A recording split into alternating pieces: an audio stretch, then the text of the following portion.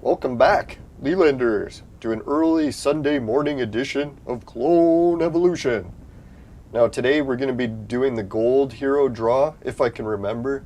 I'm hoping that since it's so early on a Sunday morning, I might not hit the booze hard enough to actually forget what we were supposed to do. Now last night I didn't get a chance to play the game much because, yeah, I was just so tired, went to bed early. But today, kind of woke up early, did some reading, writing, bitching on Facebook, or debating. And now I decided to play some Clone Evolution 200. Now I was reading and writing some interesting stories today. A little bit more about different times of the year and what it means. We're going in today's May 1st. So May 1st has a whole bunch of symbology to it. The beginning of basically summer where I live. Or not summer, well, when all the leaves start growing. So I guess you could call that spring/summer.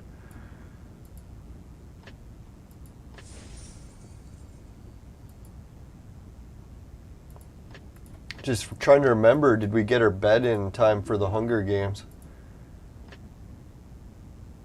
I think we bet Takahan, or Chan. Did anyone bet on this one? Kirakoma. Yeah, so congratulations to everyone so far. I think everyone bet on Takahan, and Kirakoma had very few bets. But if I had to guess, Kirakoma's going to win. Let's see. Oh, Kirakoma's winning. What did I tell you, right? Why don't I just bet against my best instinct? Oh, well, I figured that's what happened. I'd forget to bet in the round that was an easy win, and then the round that I would win or remember to bet would be the impossible bet where everyone loses. Oh, well, win some, lose some. Now, I heard someone today bitching on Facebook about disc golf scoring, and they were saying that everyone who enters the tournament should get the same prize payout. I was like, so how is that going to work, right? I'm like, does everyone who buy a lottery ticket all win the same prize too? Like, what kind of society is this? Everyone gets a medal, right? And he was honestly, like, saying that. I was like, well, doesn't that take the entire competition out of it? Like, really, if everyone's getting the same prize? Because the whole prize payout is based on the entry fee. So if everyone just pays the same to get in and everyone gets the same prize, you would just get your entry fee back, right? I don't know. Well, who knows? Maybe someone can find a way to make it work. Shouldn't be so naysayer, but it just seems ridiculous. Yeah, unless everyone got the same prize and the prize wasn't the same as the payout or buy-in. So like everyone wins a bottle of rare scotch or something.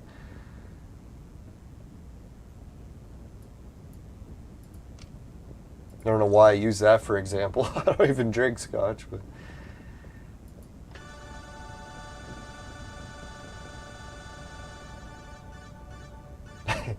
no, I will never forget that. The one time I was at work, one of my bosses was bragging about how he drinks like rare $400 bottles of scotch for fun when he gets home from work. And I almost felt like I should have really asked him for a raise as soon as he said that. Like, man, I'm broke. Could you give me a raise? Fuck. That's the thing with companies, though, really. You can't expect to get paid the same as the manager if you're just in the entry-level positions.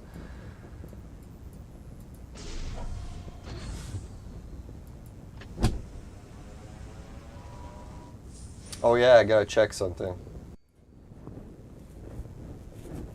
Oh, fuck. So let me adjust this quick. We'll be right back in a second. Properties.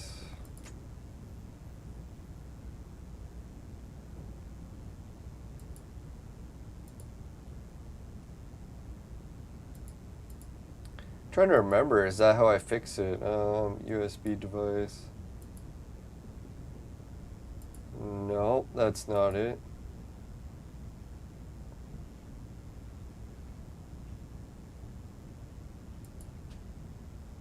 That's not it. It's been so long since I've changed it, I can't even remember what it's called.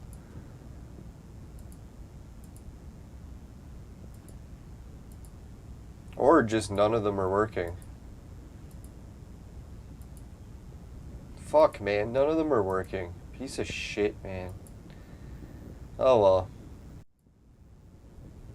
No, it's my own fault. Normally how I fix the cameras, I just restart the app or go and restart that list, and neither solution, well, I didn't try the other solution because I got to end the stream to do it. Now what I really should do is write a complaint to, well, not a complaint, a suggestion to OBS. Just be like, hey guys, can you like get the second camera working so I don't have to restart the fucking program every time I want to switch to the other camera? Or just remember to do it before I restart, or before I start streaming. Now, if anyone's got the same problem, that's how you fix it, is you set up all your cameras for OBS, and then before you hit start stream, go to each camera and make sure each one is working. Because if you don't, and you hit the start stream button, some of them will just be a black screen. And the only way you can fix it is to restart the whole thing. So if you've already started the stream, then you're fucked for that camera. And not in a good way. I can't believe that I found the problem solution. Hey, Mohammed, how's it going? Oh, he's got to do laundry. Yeah, hurry back. No, I'm just kidding. Now, I'll try to wait to do the gold hero burn until Mohammed gets here. I'll try not to forget entirely again. Last episode, we were supposed to burn, I'll show everyone. We were supposed to burn this gold hero, and I forgot and ended the episode. It's because I was drinking too much beer, and the game kept crashing. Yeah, so we were supposed to burn this one, and then I forgot. So we'll do it today's episode. I was very eager to do it while I was offline, but I'm like, no, I'm not going to screw the viewers over. They wanted to watch the show and see who I got. I shouldn't do it while no one's watching. That's what she said. Alright, see, yeah, let's, holy shit, why do we have such little room? I'll have to go examine this. No, so I hope everyone's having a happy Sunday. I know it's May now, so fuck, man. May is happy and sad time in a way. It's happy because it feels like the nice weather's finally here. Sad because I didn't get in shape fast enough. Although when I was doing chin-ups yesterday, I was surprised how many I could do. I could almost do one. Nah, I could do one, so I was like, holy shit. Normally I can't do one till the end of summer, so I'm already a little ahead of schedule on that. Especially being heavier in weight, I was surprised I could do it. Maybe it's that royal jelly. Gave me a bit of boost of energy more than I thought. Hey, Steadfast, how's it going? No, I just started to get some used to using the Discord feature, so if anyone sends me a friend request or chats in Discord and I don't get to it, I really don't have time to use Discord very often. I'm more of a Facebook addict.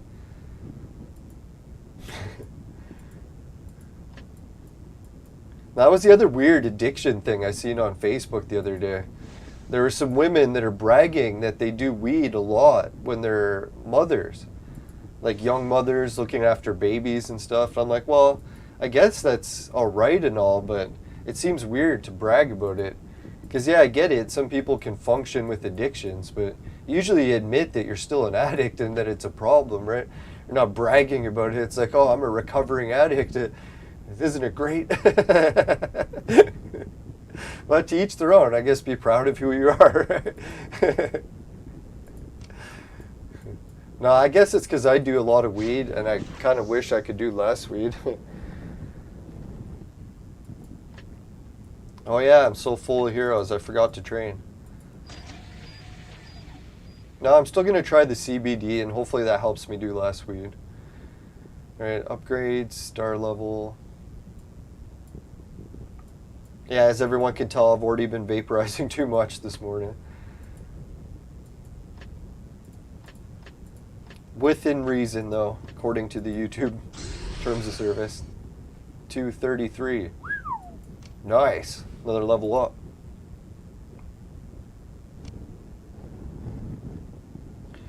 Alright. No, it's funny. This morning I was doing a little bit of a dance move to the intro song of the show.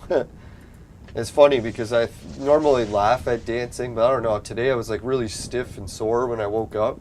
So I'm like, maybe dancing a little will help stretch it out. And it was funny. I actually stretched the end of my spine in a way where I felt like I just couldn't get it without a chiropractor adjustment. And then all of a sudden, just moving a little and dancing, it snapped it right back into place. I was like, oh, thank God. Now all that pressure on my spine is gone. So maybe there is something to dancing. I shouldn't make fun of it as being a useless hobby. That's funny, eh? A lot of times you mock things and they end up coming back to get you. It's like, oh, mocking dancing, where you at? It's the one thing I needed the whole time.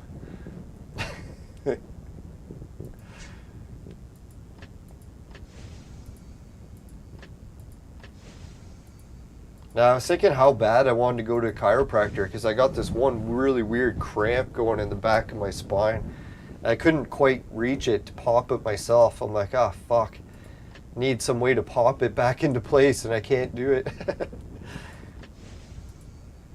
So that's the funny thing. I've gone to the chiropractor enough. I know most of their moves already, like the different pops that they do. They don't like to call them pops, call them adjustments or whatever. Definitely not offering health advice. But I know all the different ones they do, and I just know certain ones that you definitely need two people to pop it. Or I guess sometimes dancing can do it. Oh yeah, so if anyone wants to hear the plan of where we're going forward, we're going to get Baldwin. That'll give us enough to make Baldwin gold. And we're going to burn enough clone scrolls that we actually reach this girl. I know it's sad because we took so long to save up those reds, and I wanted to do both red burns at once. Like the really big one that's coming up soon, I want to save up for 100. But sadly, we're going to have to go right now because we need this girl bad. Yeah, so we'll pick her up and then we can turn her gold. And then the only problem that we're going to face in this whole plan, the big hurdle, is if you look who we're making Bifel. So that's why we need her gold and we need him gold. But the problem is we got 3 of this guy already, the cuck. But we have neither Agatha or her. So after this whole plan is complete, even after we burn all these scrolls, we'll still be missing both of these. Now arguably some of the viewers would say, well, maybe when you're burning the scrolls, you'll land these two. But I think the chances of that is slim. But if we do, yeah, that'd be sweet.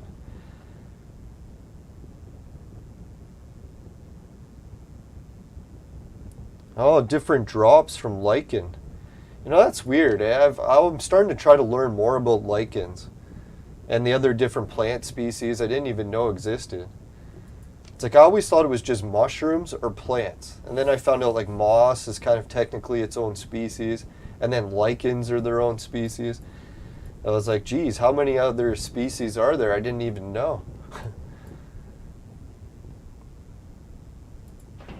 Now I'm big into extracting essential oils. I've got all the equipment to do it, and I want to do more YouTube videos about it, but I kind of need, I guess I could argue and say I need more room to set up a lab to record it.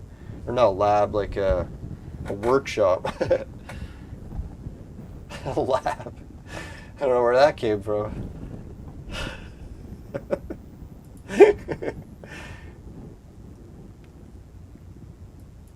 Now that's what's his name, the guy that sadly died. Some people said he committed suicide. Other people said it was another hit job in the in prison, but that John McAfee guy. That's what happened to him once he got all of his money from McAfee, the virus software. Or antivirus software, pardon the pun. Yeah, but he got built a really nice mansion or like an estate or ranch in Belize. And if anyone's wondering, Belize, it's like just south of the Mayan Riviera. So you're looking at like really the nicest place in the world. Problem is they got a lot of drug cartels and I don't know, I shouldn't say corrupt cops. I'm just guessing because I'm going on hearsay, but yeah, apparently Belize is a bit rough. So anyways, John got accused of setting up a drug lab, but apparently he was just working on making like essential oils or whatever. So I don't know what to believe there. I don't know. I actually like John McAfee, although I don't trust him. He seems pretty cool, but yeah, I definitely wouldn't trust him with anything, especially now that he's dead. If he was trying to get something from me now, I'd be a little suspicious. No, rest in peace, John. It's sad he died like that. Now, I don't know if anyone heard the story, but there was actually, I can't remember if it was someone hired to kill him or someone hired to spy on him. Some sort of weird agenda. And apparently this woman that was hired to do this on John actually liked John so much after hanging out with him that she told him that she was hired to do that stuff to him. And she ended up, I can't remember, either marrying him or just living together. So isn't that weird, eh? That someone that was hired to kill you could end up living with you? It just goes to show, you never know, eh? Life throws you curveballs. You just never see them coming. Oh yeah, it's a good harvest time for a bunch of things. That's what I was thinking. Everyone's like, oh, Leland, if you move up north for like a good part of the summer, what are you going to do? You're going to be so bored. I was like, shit, man, if I had a garage and I set up like a botanical thing for collecting essential oils and stuff, I could do gold panning. There's really so many things. Sometimes I kind of wonder too when I look at being in the city, I'm like, geez, isn't the city less things to do? Like really, what am I going to do here? Go play disc golf and go to the store? It's not really, well, I guess I'm going to a Blue Jay game this week. I shouldn't say there's nothing to do here, but still, if I wanted to go to a Blue Jay game and I was up north, I'd just have to buy a slightly more expensive transit ticket. Buy 5 times, but still. Yeah, I did buy 3 different type of essential oil distillers, glass ones. I even got like a hot plate so that I can like set everything up on it. I was gonna do videos about it, but it's one thing about weed. As much as I like to blame weed as the sole reason for it, but I don't know, I find when I do too much weed, I end up spending my whole day doing weed and I don't get enough other shit done. So I really gotta try to balance it out better. Gotta do more distillations and yeah, start making perfumes. Not even just perfumes, but other things. Now, some people like different plants for different things. It's not always just perfume. Although, yeah, perfume is the one I've noticed is the most fun for me to make. Because I've got Damascus roses, and they're used to make perfume. And I found the cannabis method for squishing out rosin actually works on rose petals. And it's actually highly efficient compared to distillation. Like when I talk about highly efficient, like distillation, you got to take garbage bag loads of petals just to make 1 drop of the oil. And when it comes to the cannabis rosin press method, you can just take a handful of petals and make this 10 times the amount. So it's ridiculous how efficient it is. It's almost like you can't even say it's the same process. Oh, and the other part too is when you distill things, it actually destroys a lot of it because it gets such a hot temperature to get it out. But if you use the cannabis rosin press, you can adjust the temperature way lower. So that way the perfume smell comes out 10 times stronger. Even 100 times stronger, really. Yeah, that's a good idea. Maybe when I come up north, I was trying to think, what do I want to bring up north to give people? to show some of the projects I've been working on. It's like, hey, maybe I could bring some cannabis oil. Maybe I could bring some more Anubis amulets. And then I was thinking, shit, I should make a new batch of rose oil. That would probably be the best thing to bring up. And it's technically rose oil, wax, and water all in one. And I do know different ways of separating it, but I was like, why would I separate it when the mixture is so good on its own?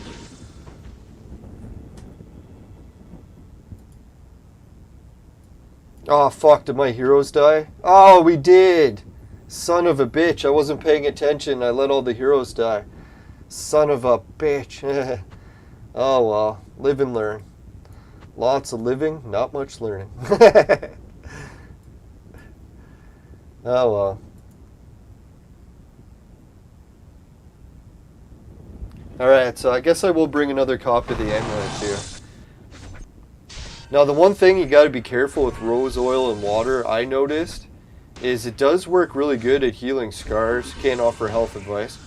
Just what I noticed from my giant scar. But, fuck, man, we're not even gonna beat this level. You gotta be kidding me. Oh, well.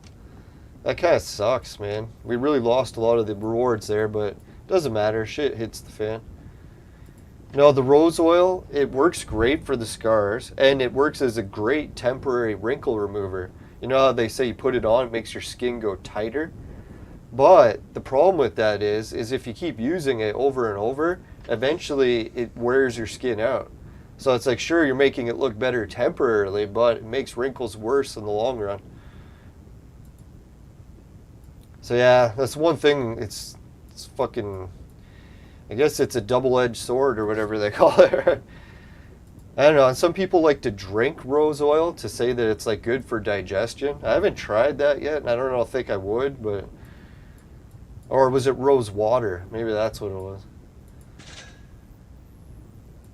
I have tried drinking, what is it, rose hard liquor. My uncle went to, what is it, Bulgaria, and he tried some of the liquor, and he actually brought a bottle back, and he saved enough for me to try a shot. So yeah, I thought it was actually really good. And he gave me the bottle when it was empty. So I still have the bottle. I know it's kind of cheesy to save bottles that are empty, but if you got one from another country that you can't get again, like Canada is super strict with monopolies. The government creates all these crazy monopolies and then doesn't allow us to buy products from anywhere else. It's like really communism when you think about it. Yeah, so I'm not allowed to get booze from anywhere else. Unless I literally go there and bring it back with me. Alright, where will we lose next? Let's try here. Oh, come on, I gotta stop being so hard on myself, man. Holy, Steadfast already tried drinking rose water. Wow. I don't know, to me, the rose water I make is so potent in smell that, like, literally, if you open the jar, the whole room will reek like it. So, yeah, you can't really drink that. Well, maybe, but, yeah, you'd have rose breath for a long time. Now, I did hear about that in the olden days. Sometimes that's what they would do for mouthwash. They would have these weird tonics and stuff. I guess technically that's all our mouthwash is a modern tonic. Yeah, birch water would be pretty good too. I bought all the tapping equipment so that I could tap trees, but I've never actually tried it. I just bought it as like an emergency thing, so I was like, fuck man, if an emergency ever goes down and we have no water, at least I can get some from trees at certain parts of the year.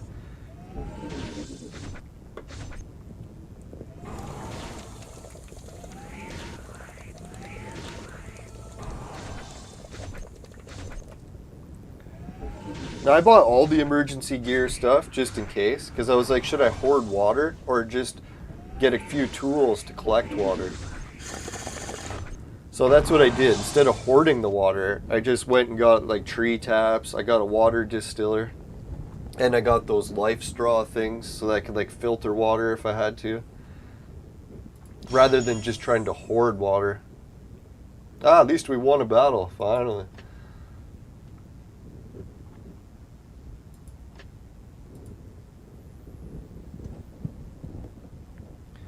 Yes, FA40. He just tuned in and said, I finally completed to get one orange hero. He needed in a month. Let's give him a round of applause. Man, that's pretty epic. Because I was thinking it's hard to get one gold in just a month, right? I was thinking it might not even be possible. I know there was a glitch that people found to do it, but I don't know if the game ever collected or corrected that glitch. I don't know if anyone heard the glitch. It was a fucking weird glitch. I shouldn't really talk about it.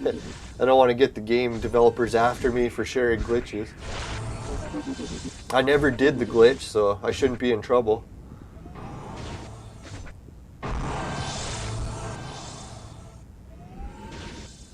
Yeah, that's what I was thinking. Next time I go up to Mount Keminus and I drink the water, instead of just boiling it, I'll probably also put it through a life straw or whatever type of filters I got. No, that's one thing I'll share on my camping trip when I go up north is all the different gear I have. I have actually gone outback camping quite a bit, so I have like 3 or 4 different ways of doing everything. Charging, sleeping, tents. Oh, and I got some good news about camping in Quebec. I didn't even know.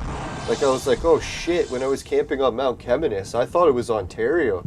I didn't even know it was Quebec. So I'm like, shit, I didn't even check the camping laws, where you're allowed to camp. And luckily, Quebec's, that's the one rule they got I like, is you're allowed to camp anywhere on Crown land as long as it's not considered a park or an area that's uncampable. So I didn't see any camp or park signs at Mount Keminus. So maybe you're not allowed. I don't know. I'll have to check into it. But from what I read so far in the rules, it seems okay. Oh, and that was the other thing. In the rules, it says as long as you don't leave a permanent structure. So I was like, shit, I got to remember to take down all the little teepees I build. Because usually that's what I do is when I go camping, I'll build a little teepee just over my tent. So that if there happens to be a big animal that goes to step on the tent, at least there'll be a teepee to sort of deter it, to not just step right through the tarp. That doesn't take long, right? Usually when you're camping in Canada, there's trees everywhere that are like, I don't know, arm width. So easily enough to build a small teepee out of. And especially if you have a tent that's not very big. It's not like you have to make many branches to make a teepee. 4 or 5 will usually do a pretty good one. No, debatable. You could just put a tent and worry that a bear or a moose will just step right on you.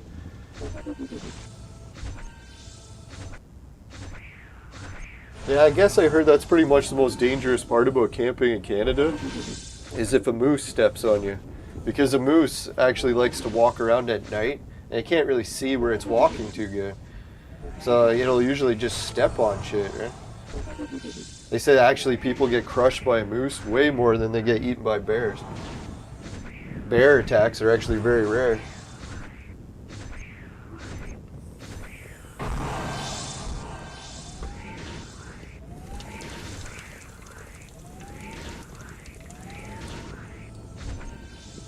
Now today on the vape menu, I'm just doing a little bit of a vape with my vapor oil.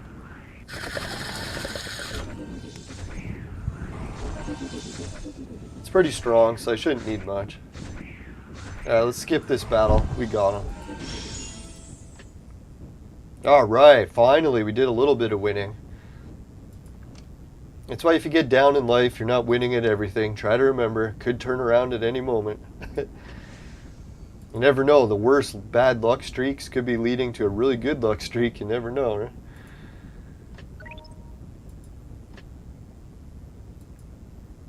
Not to offer professional gambling advice.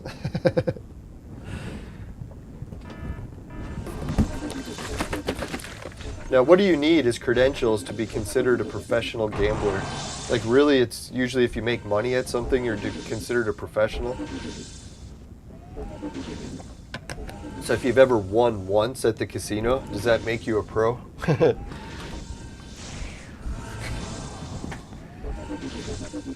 Alright, let's just watch this a couple rounds, see how it progresses. I wouldn't mind to see if one of my heroes is getting slaughtered and I should just swap him out with someone better.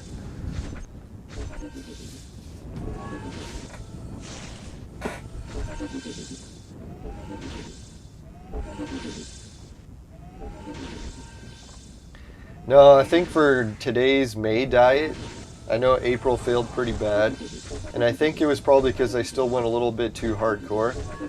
So what I'm thinking is I'm going to try for May, knock on wood, see how it goes, is no more sugar stuff, and also do, I shouldn't say one meal a day, but we'll try one meal a day, see how we can do it.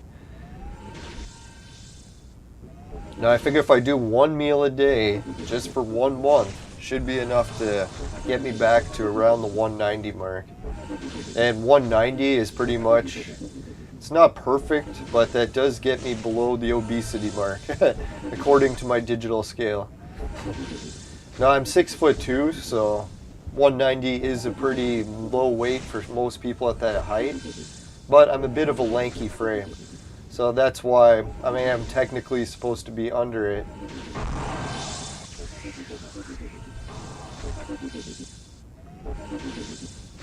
Now I skipped leg day way too many times. Now I'm trying to get more leg days in now with biking, but biking really only does weird muscles, so I gotta really try to do more squats. Squats are such a horrible exercise. I hate doing them, so I don't know. It's probably the reason why it works so well. It's the most uncomfortable one to do. And it's the one that makes you the strongest.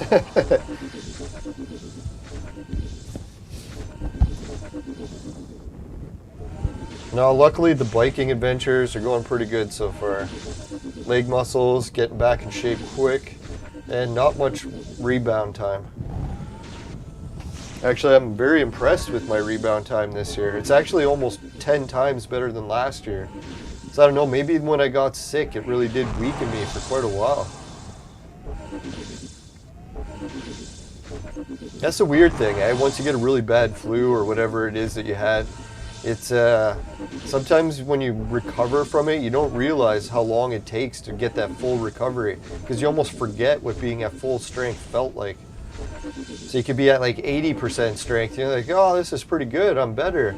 And then you don't realize until you start getting injured, like, you know what, I'm not really at 100% yet. Still recovering. I think that's why they warn athletes not to try to bounce back from injuries too quick. Huh?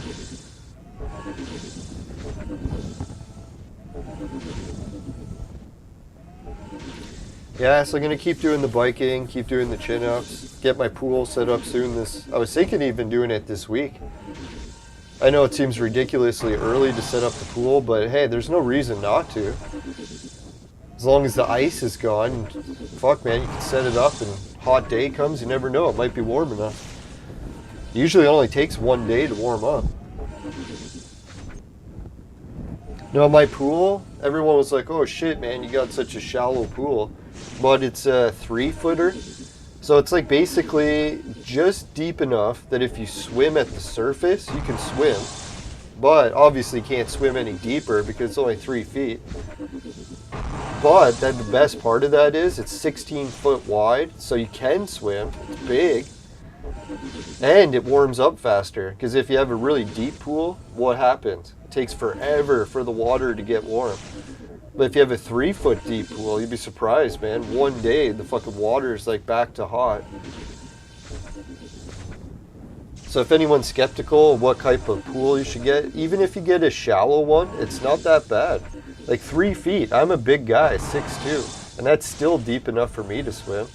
I can swim on my back, do breaststrokes, side strokes, swim backwards, everything. And it's 16 feet wide, so. And Walmart sells them for like $200, or at least they used to. I bet you after the pandemic, they probably raised all the prices on those cheap pools.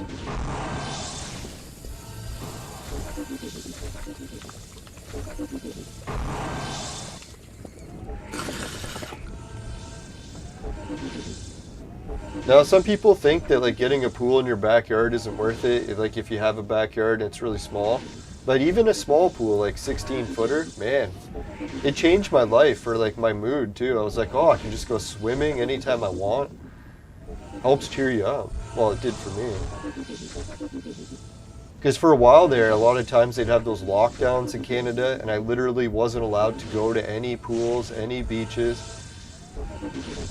So it's kind of like being in a prison for 2 years. Can't do anything that you used to like to do.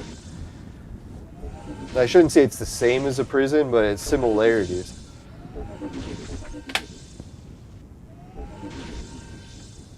Now, thank God we got most of our human rights back, and if anyone's wondering why I didn't live stream that Canada protest for the bikers, turned out to be a really small one. I don't think hardly anyone showed up.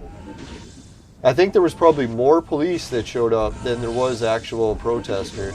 Well, like the protesters said, it wasn't even really a protest. It was just a few bikes that scheduled time to drive to the memorial.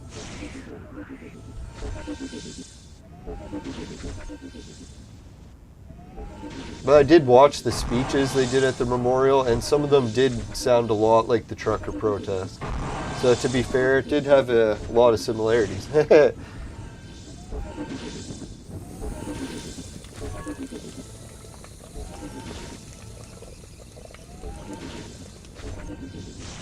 Yeah, that's not a bad idea, actually. Maybe what I should do if I'm looking for extra work up north, use the environment to my advantage. Sort of like when you get a hand in poker. You can get a shitty hand, and if you bluff enough, you can actually still win with it. So I was thinking, maybe when I go up north, use some of the environment to my advantage. People are like, oh, environment sucks up north. But one thing that's different up north, there is a huge abundance of plants and mushrooms and rare ones that you can't even find in south. So if I had my press and I was able to make things, being up there would actually provide me a better opportunity to find plants that I needed to press to get the extracts and a wider variety of them. It's not a bad idea.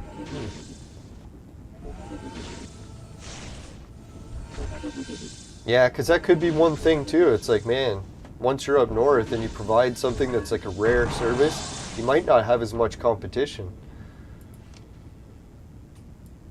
Alright, so we made it through, but we didn't kill him.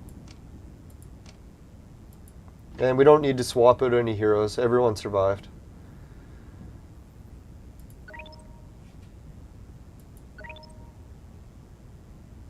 Let's try this one. This one looks fun.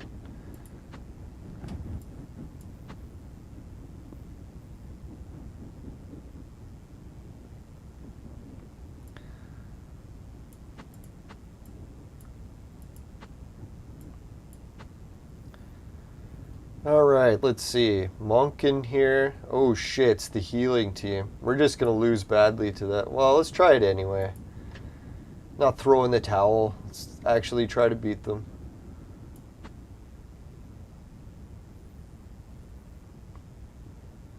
I think we die in one hit, so maybe not him.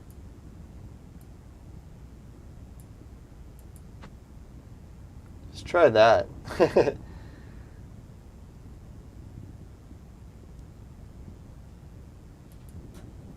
Hey, Ludo Ergo, good morning. Hey, Augusto, how's it going? Welcome, everyone.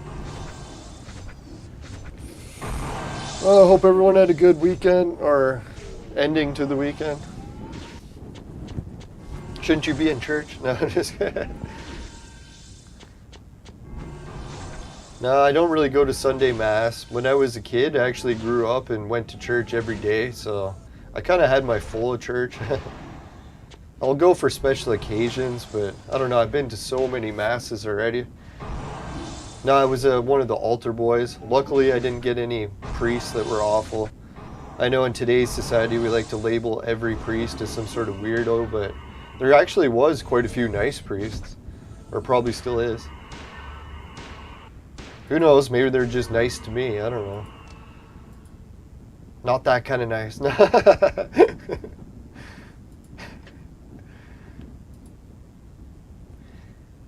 No, that's one thing that weirds me out when everyone makes fun of the church. It almost seems like a weird kind of prejudice, right? Because really, you're blaming everyone in an entire religion as being the same or guilty of the same crime. And I don't even really care what religion it is if you're blaming everyone of being guilty for something just by association. That's pretty fucked. Yeah, Steadfast was an altar girl. You gotta be kidding. Yeah, that reminds me. At my church, they were against the altar girl thing for like almost half my school time. But then by the end, I think it was like the last year or two, then they started to allow altar girls. It was probably because I was the Roman Catholic church at that one, so they're a little bit more strict. You know, the Romanized version, it's either their way or the highway, right? The Roman highways. Now, I attended like 3 or 4 different kinds of churches, like Lutheran, Orthodox, Roman Catholic, Polish. But yeah, I really went to, was it Roman Catholic the most, was the only one I ever worked for.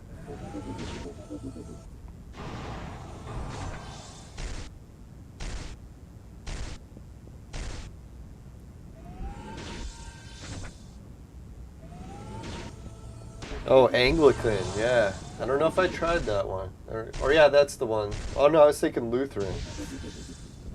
Oh, I even went to one of those weird, I shouldn't call it weird. What was the name of it? Well, maybe it's better I don't remember the name of it, but no, I went to this one church because, yeah, there was like a hot girl that was I can't remember if she was an altar girl or, no, I think she was just in the choir. She was singing in the church choir. And she invited me to come and see her sing at the church, so that's why I went. But anyways, yeah, I went to that church, and it was one of those singing churches where everyone sings all the time, and they do those weird collapsing things, where it's like you go into a seizure and go to the ground. I was like, whoa, I'd never actually been to one of those churches. That was actually kind of exciting. I wouldn't say that I believed that they were really going into seizures or whatever, or spiritual convulsions. But it was pretty wild. I was like, wow, there's actually churches like that. I always thought that was just in the movies. I didn't think people actually still attended churches like that. Hey, to each their own. No, I never did get a date with the girl. It was hard. More than one way. Pardon the pun.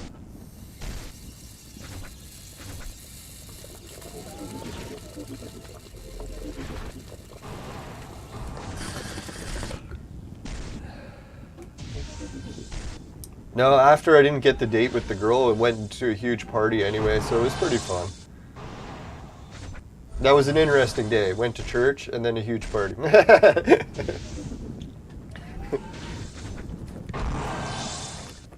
Baptist? Maybe that was it. Yeah, Baptist does kind of sound familiar.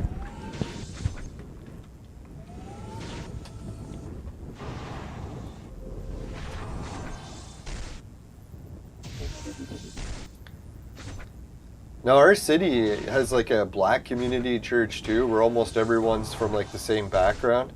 And they're really big on singing too, but I don't think they actually do the convulsion thing. I could be wrong. Now, my stepmom used to go to that church a lot because she said she loved singing the most. So she's like, yeah, she would definitely attend that mass because it was just like non-stop singing.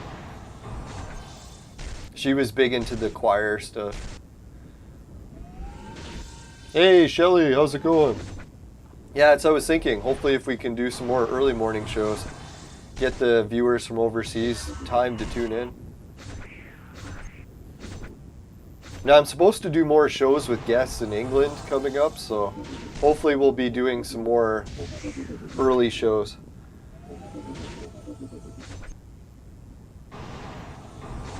No, for me, I find like 10 a.m. is usually around the best time because A, it's not too bad in North America. Some people are already awake. And then if you go overseas, at least it's not too bad of a time either. Because then it'll be like noon or whatever. Or no, not noon, in the afternoon. Can you close my door there, Mo? Thanks, just so I don't hear the beer bottles.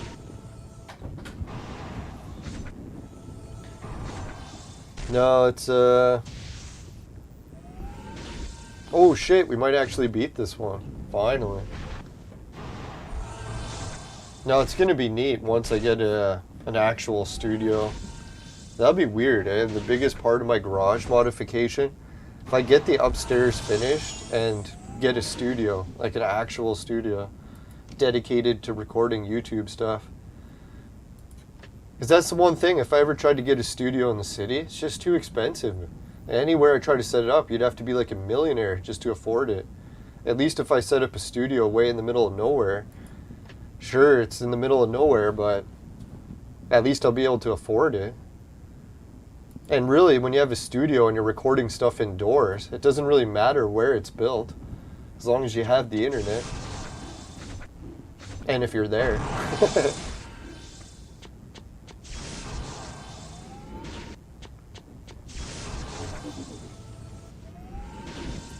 Alright, so today's big changes. We're kind of waiting for Muhammad to get back. He said he had to go do laundry. I should have asked him how long he was going to need. Watch, he's going to need like 2 hours. So I guess we'll set a time frame. What is it? We're 45 minutes in. If he doesn't get back within the show's hour mark, then we'll start burning scrolls. And then we'll just burn the gold scroll last. We'll save the best for last, so we can try to give him the most time to get back and see it live. You never know with those gold draws, right? It could be amazing hero, or more than likely, it's always the worst hero.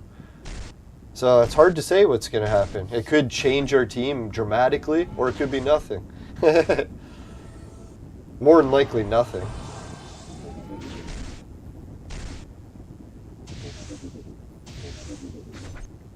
The church bribed you with free pizza.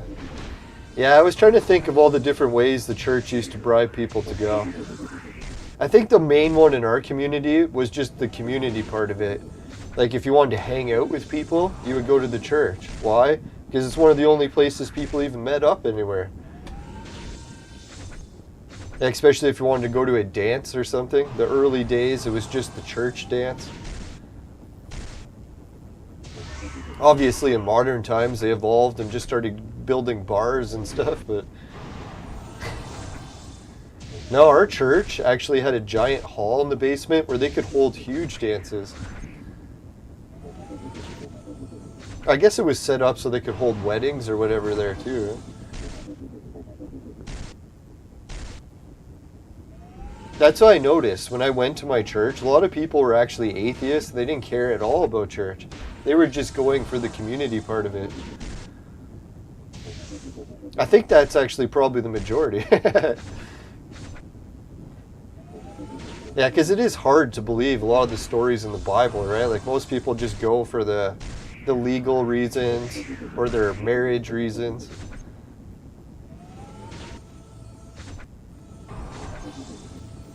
I know, like, I make fun of different religions for doing like money issues, but our church used to do it too. Is what they would do is if you wanted to go to a Catholic school or a public school, the school quality was better in the Catholic, so most people wanted to just all go to the Catholic school. So what most of the Catholic schools did is they made a requirement where you couldn't go to the school unless you were going to take part in the Catholic parts of it. Like the prayers, the going to church, being the same religion. But then as time went on, I think that was up until like the mid-80s or 90s. And then eventually the Catholic school just, I don't know if they got forced to or they, whatever happened, then they just started accepting everyone. So you could be a Muslim and go to a Catholic school. It didn't matter. Yeah, it's weird how they evolved and changed over the years. Or de-evolved, some would say. No, I'm just kidding. No, it's not as pure or strict, I guess, right? Alright, so what heroes are we going to try to get? We're going to try to get Agatha. We're going to try to get Goddess of the Moon. Fuck, man. Where else can we get Goddess of the Moon? I think even Agatha. She's one of the ones that's like impossible to get. Let's look at the pinned post that Shelly put. Yeah, if Shelly's wondering, we still use her pinned post all the time. I forget every time who's in it, so... Let's make it bigger. That's what she said. No, I don't see Agatha anywhere on here. Does anyone? There's water. No Agatha. And no Agatha here. So fuck, we can't get her there. No Goddess of the Moon. And no Goddess of the Moon. So shit, we can't get either of them here. Oh well. We'll find other ways. Yeah, hopefully burning the scrolls. Maybe that'll be the way.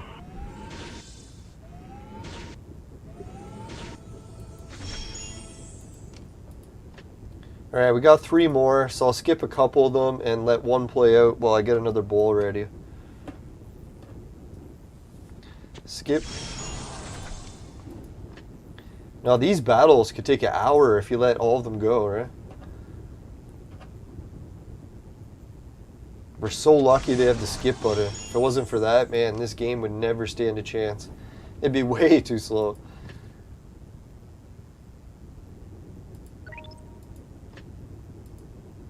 That's the one thing I noticed when I go back and I play the games from when I was a kid. A lot of the games were so slow. Like literally, you had to have patience like you would not believe. Like I was playing this one racing game called Road Rash, and I was like, man, I used to love this game. And then I started playing it like today, or like recently, and fuck man, to beat a level, you had to race for a half an hour without wiping out once. And if you did, you had to start the race over again. So I was like, shit man, you could get like 29 minutes through the race, crash, and then have to start all over at the fucking beginning. I was like, Jesus, I had a lot of patience when I was a kid, right? There's no way I'd play games like that today. But yeah, that was fucking challenging, right? That was the games we had back then. And that was the weird part too. Everyone would meet up at someone's house. We'd play that game together. So everyone would take turns. So you'd have to wait like a half an hour for someone to finish their turn before it was your turn to try. There's like 4 or 5 people sitting in a room. Holy shit. You're looking at like 2 hours until it's your turn to try next.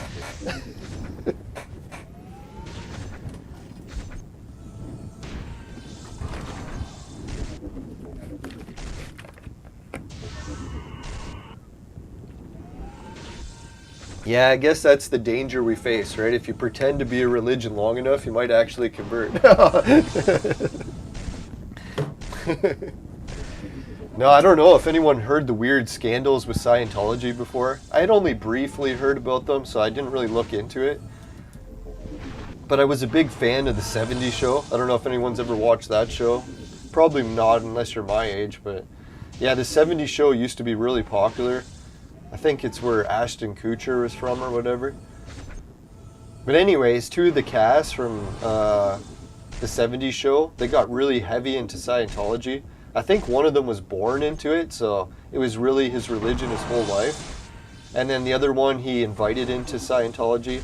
I think it's weird that, like, well, not weird, but a lot of the different actors in Hollywood, they're all into Scientology. Well, maybe not all of them, but a lot of them. So anyways, there was a scandal with some sort of criminal allegations. I won't get into the details of it because, yeah, it gets pretty awful, but yeah, so now there's like this scandal going on that might actually shut down all of Scientology with lawsuits, depending how bad it is. And it all relates around some incidents that happened with the cast of the 70s show. It's kind of fucked up when you think about it. But anyways, now that the 70s show is like in all that hot water, like the cast, they're actually trying to bring the show back. So I don't know if that's weird timing, right? Like bring the show back right when they're under all those lawsuits, but we'll see what happens. I'm actually looking forward to the show coming back, but it would definitely be awkward, right?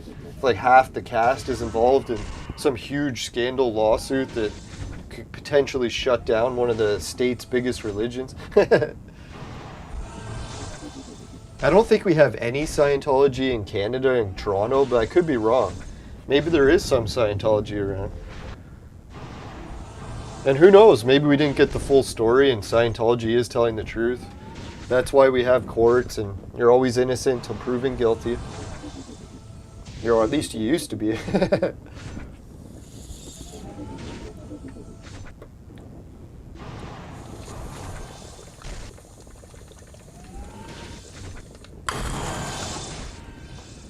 Yeah, when you think about the 70s show, there was a couple scandals, not even with the Scientology stuff. Wasn't there that big divorce over it?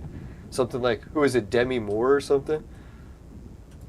Yeah, so the 70s show, man, it really was. Big turning point in culture at the time. Ooh, all finished, finally. Alright, let's burn a couple heroes. I can't wait. Oh, we gotta do the tavern first. I always forget. You're supposed to do that first. Oh, finally. Some purple shit. Yes. Everyone notice when you play Clone Evolution, every single item doesn't matter except for those damn purple potions. Fuck, do you ever need a lot of those? Oh, I didn't send anyone with water. Yes! 2 purple potions. Fucking A.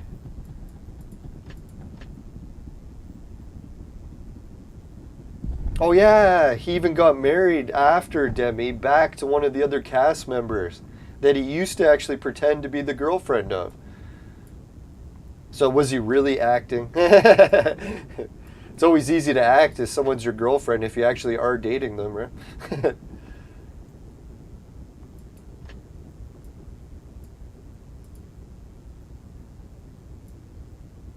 Alright, so that's some pretty shitty items. We'll try a refresh there. Now, I really liked the 70s show because it was actually about teenagers in high school or whatever, right when I was in high school or at some point in school. I can't remember, but... So it was very relatable. It's one of the reasons why I liked it so much.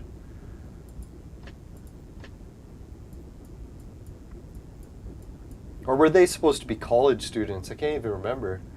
Maybe they were high school.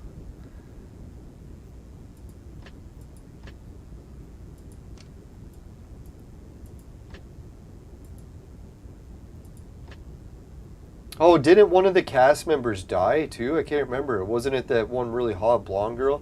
Or maybe she didn't die and she just had a rough go or something. I remember hearing something bad had happened to her.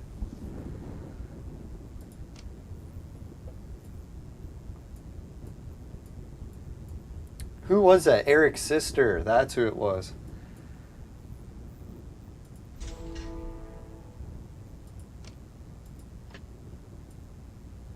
No, Eric was one of the main cast members of the show. He was like the son of the family.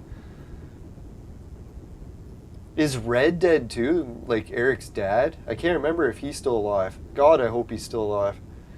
Not just for the show.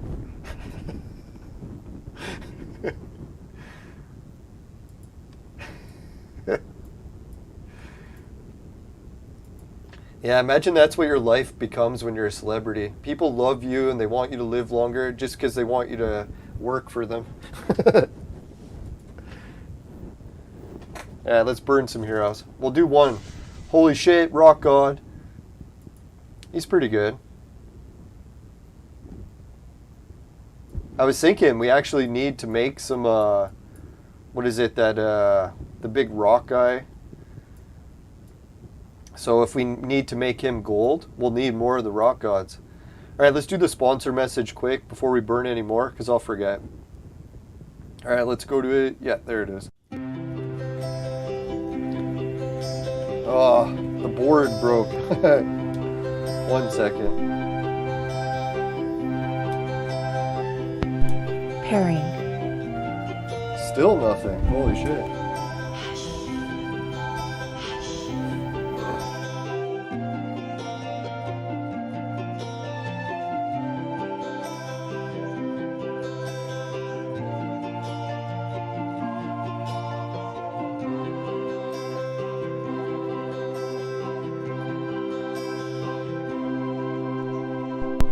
Pairing. There we go.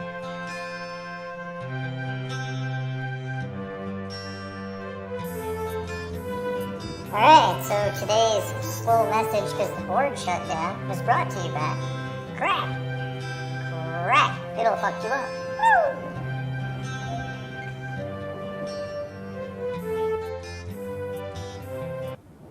Alright, thanks again.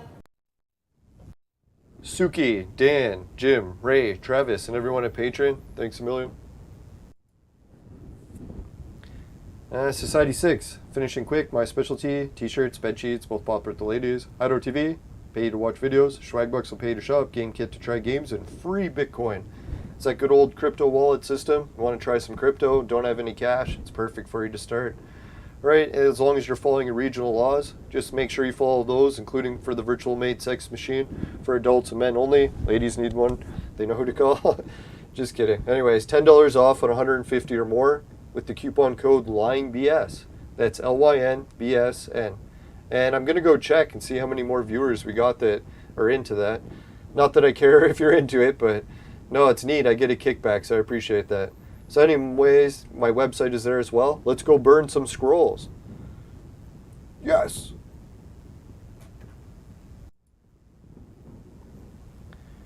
Yeah, hopefully we actually get a hero we need. If we got Agatha, I don't know if I'd be able to contain myself.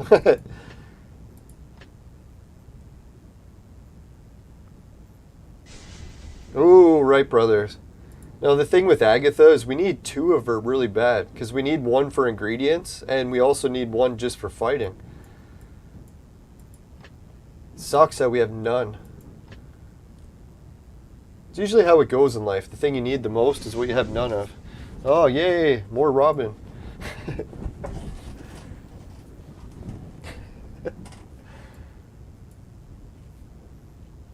Fuck, man, we're burning through these things fast, eh? Hardly any left.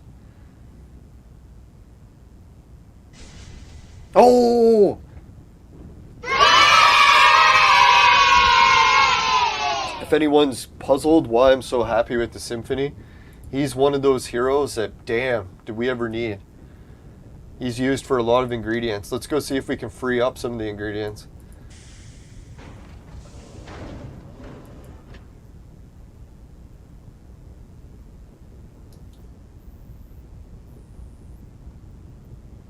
Alright, let's see.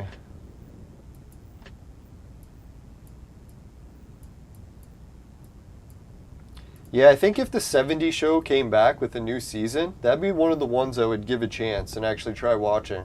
See, I needed to make another Wrestling King, that's it. So that's who I needed. And we got both of the heroes for it. Isn't that weird? Maybe the game's like, you know what, you should go this way, go this way. They keep showing you. It's like, use these ingredients. These! That's why sometimes life gives you signals like that too. You ever notice where things tend to lead you in a certain direction? All the different things keep panning out good in that way. It's good not to ignore those signs. Not to offer life advice.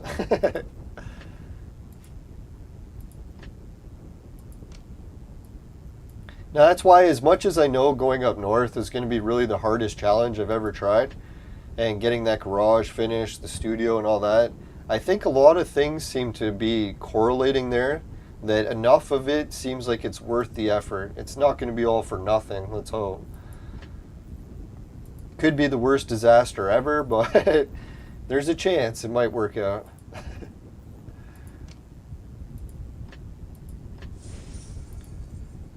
No, it was so nice talking to my buddy who's into like renovations and stuff, and he's like, oh yeah, man, if you give me a place to stay, he's like, shit, he can get that place fixed in no time.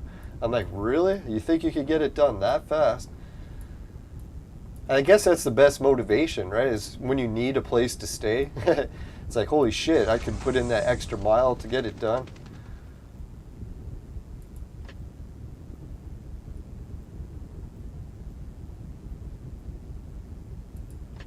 All right, let's see what we can do here.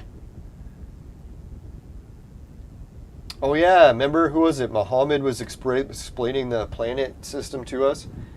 We can either develop a new ship that'll let us to fly to new planets, or just go back to the old one.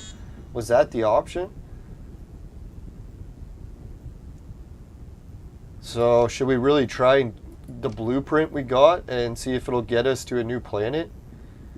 I don't know if anyone knows how the hell this works. Yeah, everyone was kind of critical of the spaceship system and clone evolution, but I'm a big fan of space and technology and the stars and all that, so I really don't mind it that they added space stuff. If anything, I think it's pretty cool.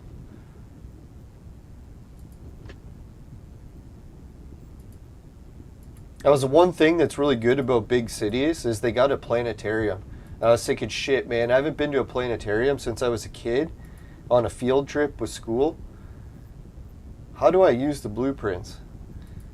So I was like, man, I know so much more of my research connects to the stars now. So I was like, shit, I really need to go back to the planetarium. I'm like really rusty on what all the stars mean.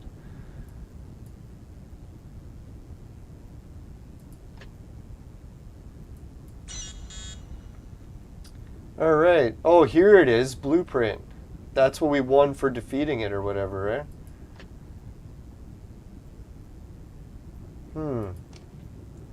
Let's try the item main list. See if that's how we do it.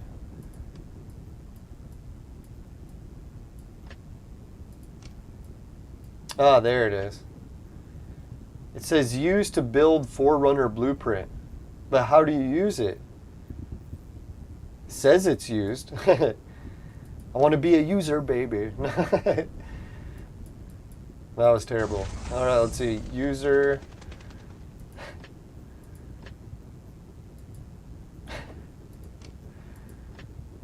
Ah, damn. There's no way. Oh, is this the blueprint? Ah, here it is. Blueprint.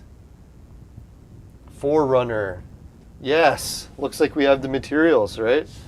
I think that means we should do it. Really, I should have made this the title of the show, but who knows? Maybe we'll get another blueprint and use it and do it then. Or I could even change the title. Yeah, let's do it. Oh, insufficient. Oh, we needed 2 more. Son of a whore. Not that there's anything wrong with that. God, I can't believe we finished 2 short. What a bitch. Oh well, I guess we can go back to the old planet and get what we needed, right? Is that how it works?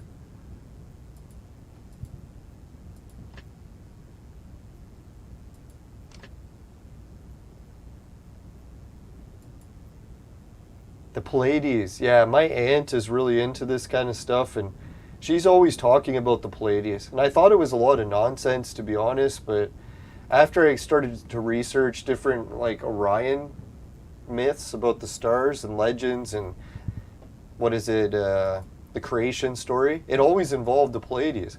So I was like, oh, maybe there was something to Pleiades after. Oh. Oh, there's the estimated time for arrival. So now we can battle the ships.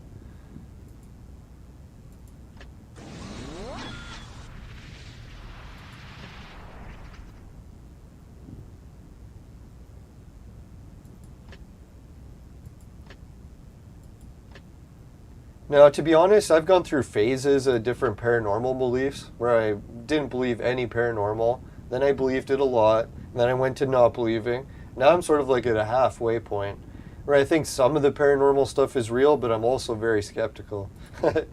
Probably because I've seen a lot of it not turn out the greatest, so I was like, still think some of it's possible, but man, there's a lot of hoaxes out there. Ah, fuck, man, all these are brutal. Let's try a new one. I get it. A lot of people want to sell books, and they're willing to write a lot of theories, and it's not really a hoax, but a lot of wild theories out there. And I'm one of the biggest wild theory creator out there, so I can relate to it. There we go. That's a battle we can win, I hope. Famous last words. Yeah, astrology and astronomy are very different, but there is a lot of connections to it too. Like, I really need to learn the proper names of stars and all that stuff to correlate it to different other legends. And I bet you a lot of the names of actual real star constellations are related to the legends they're based on.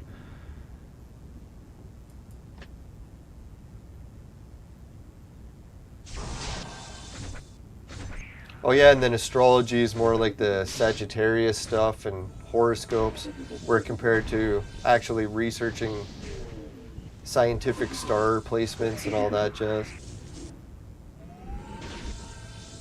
Now that's a weird thing. I know, like, a lot of people like to keep disciplines separate, but when it comes to Da Vinci, he always talks about how every discipline connects in a way. Sure, they can be somewhat different, but there's definitely going to be some correlation.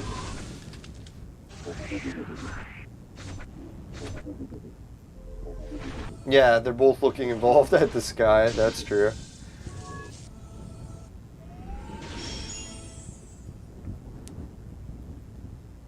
That's probably what Da Vinci meant too, the human experience. And that's one thing we can all relate, and how all things connect. It's all part of the human experience. The journey in the heavens, mirrored on Earth. Oh, that'd be neat. Can you imagine in heaven? That's a journey too. So when you get to heaven, the journey's not even complete. That'd be weird.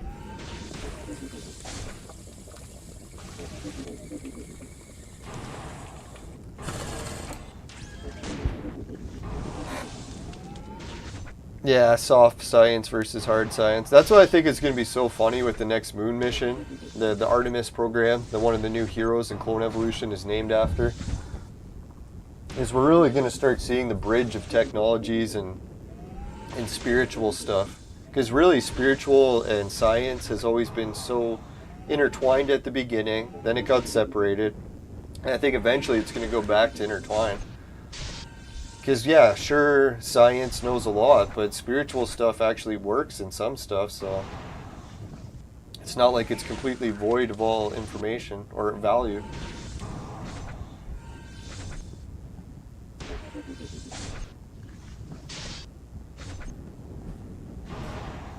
Now, it seems like a lot of debate in the air today. I noticed that when I was debating on Facebook.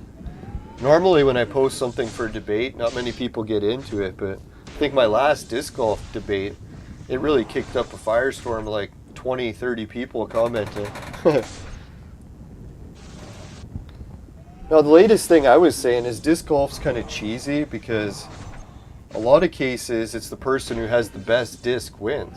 And everyone's like, oh, this athlete's really good and all this. And I'm like, well, is it even fair, right? Like, you got one athlete who's using a disc that no one else can buy.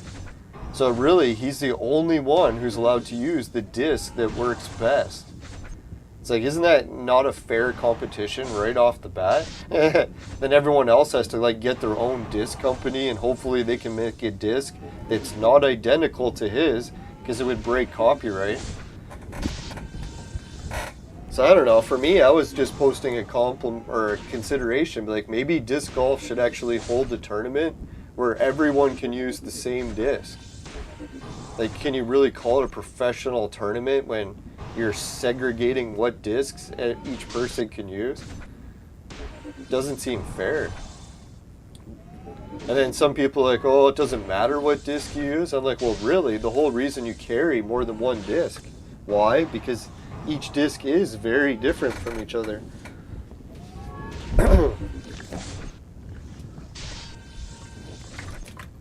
Like, I almost feel bad for players that are like trying to work their way up in the disc golf ranks. The only sponsor they can get is like one that's from a really shitty plastic company. So then they'll be stuck using discs that don't even work and trying to catch up to players that are sponsored by a company that makes discs that actually do work. And he's the only one allowed to use them. Yeah, I don't know. That's what happened in the Olympics. People were criticizing the U.S. I don't know if anyone heard. But the U.S. athletes, what they used to do was kind of like cheating. They would have equipment that was way better than all the other athletes. So when it came to like swimming in the swimming pool, the U.S. athletes would have a swimsuit that reduced drag because it had all these chemicals on it that made it like slide right through the water. And obviously the athletes had played a part in it too, but still, if you're using a bathing suit that's like 1,000,000 times better than your opponent's, just because your opponent didn't have the money to buy a bathing suit of the same quality.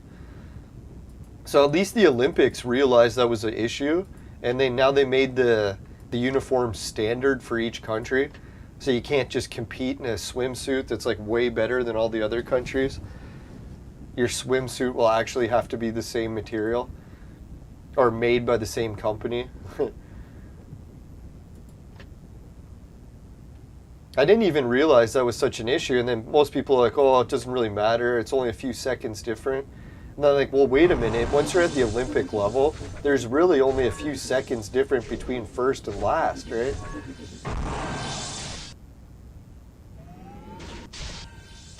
So really, any edge at that point would make a difference. Yeah, I noticed that when I worked in the golf club industry. Like when I worked at a country club and I saw all the different places people were buying and selling clubs. And I started to like cap out how far I could drive a golf ball. I was only getting it about 250. So I started to complain. I'm like, fuck man, I can never drive farther than 250. Why are all these pros that are like half my size, like not even as tall as me, their arms are like really skinny and lanky, why are they hitting it so much farther? So then I talked to the golf pro. Guess what I found out? Golf pros don't actually use standard clubs, the ones that you can buy in the stores. I'm like, what's the difference? And then I checked. The standard clubs that you buy at stores, they're much shorter. So when you go to like the pros, they get custom length clubs that are all the way up to the max length that you're allowed. And then what happened? I bought a fucking custom club, got it made to the max length. I was hitting over 300. All I did was change equipment. So that's how I was like, man, like golf, a lot of people don't realize if you're using the wrong clubs, you'll never get better. It's kind of fucked, right? And then golf is really sketchy like that too. A lot of the people are like, oh, I'm so good at golf. It's like, yeah, you're competing against other people that can afford to play golf. Most people can't afford to play it. If you just let everyone play golf for free, the people that are considered golf pros, they probably wouldn't even make the cut. So it is a really weird sport.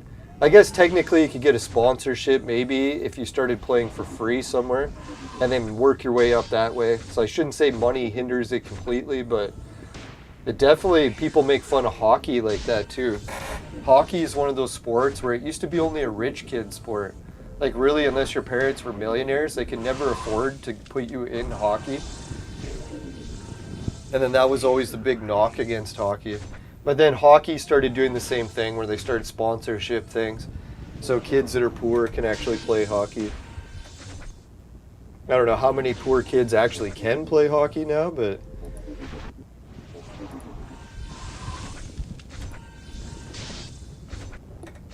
No, who knows? I think that's part of the astrology or like the...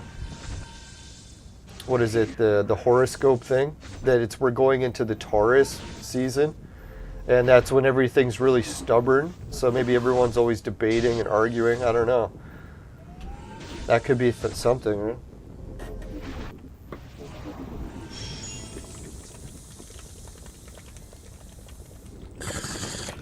No, I know one girl's birthday that's in Taurus symbology or whatever, astrology. Yeah, and she is a little bit on the stubborn side, to say the least. But that is one of the reasons why I like her, so...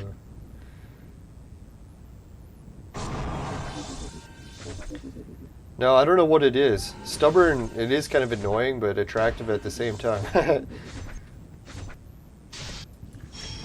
Yes, victory. Hopefully we got enough to make the blueprint. I think we won some materials, didn't we? Oh yeah, I've got some news to report on owning a 3D TV. I found out one of the main reasons the skeptics don't like 3D TVs. It does hurt your eyes after a while. I was kind of shocked how much it hurt my eyes. Like my eyes were so sore that when I went to lay down and have a nap, all I could feel was my eyes twitching. Like they were trying to adjust to the 3D-ness. I was like, shit man, I got my eyes closed. Why the hell are they twitching like that? It was fucking annoying. I did get a little bit of a headache too. I was like shocked. So now I can see why 3D is one of those things where, yeah, you can take it in small doses, but if you try and watch 3D all the time, it's definitely not fun. Who knows, maybe some people's eyes don't get sore from it, but I could definitely feel the difference. And it wasn't after a small dose. It was only after like watching an hour of 3D stuff that I was like, holy shit, my eyes are actually sore.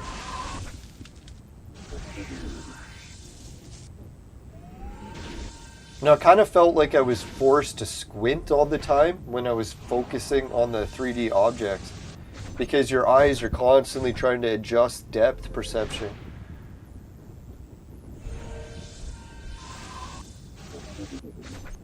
Oh, but the other thing I did was I got some 3D movies. I won't get into the details of all of the kinds, but I found some that were really good. I was at Star Wars even as a 3D edition, so I was like, holy shit, Star Wars in 3D? It's one of the Star Wars modern movies I've never seen before. The one with that new princess. I forget what her name is. Not Leia, but the new one. Raya or something. So I might actually watch it. Or purchase it.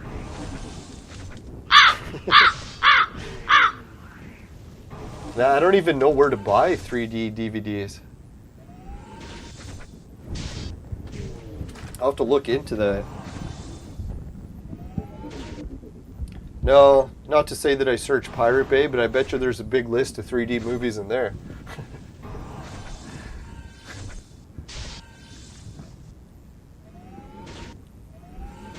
Oh yeah, King Kong versus Godzilla. I think that's another one of the 3D ones I got to buy soon.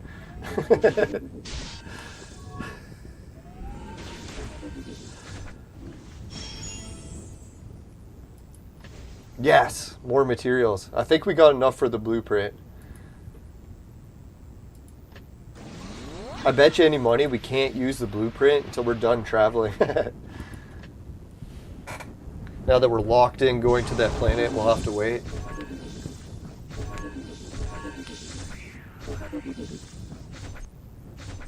Now I think that's why soccer is pretty much one of the most fair sports when it comes to like kids having a chance to play it as they grow up.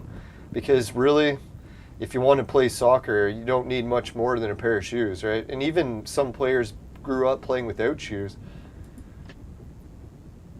So it's very low on the equipment. You can almost make a soccer ball out of anything.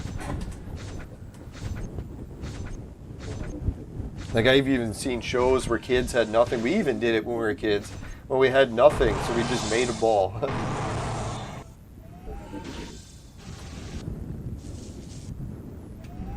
Here I'm going to say kids in other countries. I'm like, shit, I used to do that.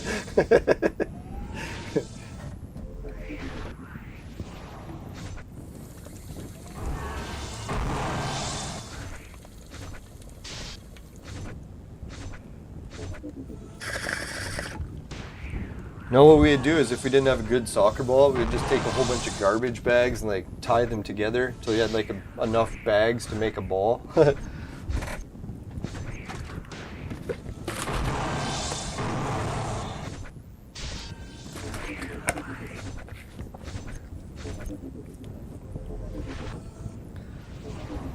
Oh yeah, you know what's the funniest thing? I was looking at my house on Google Maps the other day, checking out the neighborhood, see what's changing. And someone turned their house into a restaurant. So I was like, wow, that's weird, right? A lot of people are doing like house restaurants now. So you know how like Airbnb before, where it was like you could just go and stay at someone's house and it's all legit? Apparently they're doing this with restaurants now. So people can just turn their house into a restaurant. So I was like, okay, that's kind of weird, but I read the Google reviews, and the Google review said if you buy 5 beers, they dance for you at the restaurant. I was like, dance? What kind of dancing are we talking here? And that's kind of a weird policy, right? Buying 5 beers and you get a free dance? It almost sounds like a strip club. So I'm like, really? Did someone just take a house on our street and turn it into a strip club? Not that I'm looking for that. I don't know if that's really a thing. Like, I guess the whole thing could be a joke, but I don't know. It's like really like on the Google reports and everything. It's on the Google review. So who knows? Not that there's anything wrong with that, but it's definitely a different turn in society I didn't see coming. Any house on your street could just become a strip club, you never know. Weird. Now, I think that'd be almost dangerous and sketchy, right? Like, holy. Not just for the customers, but even the employees. Like, man, working in an environment like that, that sounds... Whew.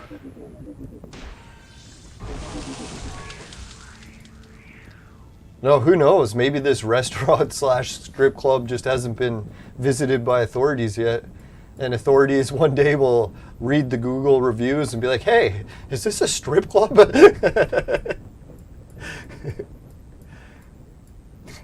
I guess you hear about that all the time. People setting up like an underground casino at their house or something. No, I'm not into that, but I can't stand gambling because I don't win enough. So I'm like, fuck, if I'm losing all the time, there's no real fun in it. Not to say I would be a gambling addict if I won. Probably would be, but...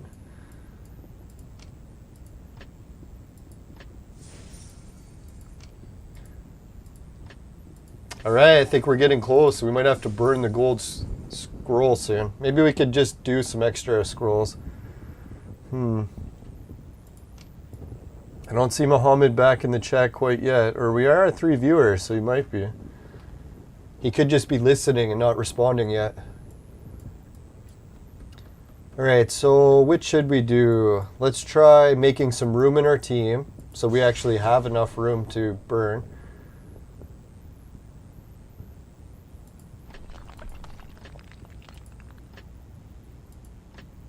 Oh yeah, we got a lot of shit show heroes. That's why. I was wondering why we had so little room. Yeah, that's what I was thinking. If you had these weird house parties going on, there's definitely going to be shootings or something, right? Not to say that every house party gets out of control, but that tends to what happens. And then some people, like, they see it on the news and they're like, why is this neighborhood having so many shootings? It's like, well, normally if you party non-stop, yeah. I don't know, to be fair, it is honest or hard not to want to live in those kind of environments during different phases in your life, right? When you're young, partying all the time, it's very tempting. Sort of like the student campuses or whatever. Yeah, there's probably a lot of shootings there because it's going to be damn partying all the time. Or a lot of crime, robberies.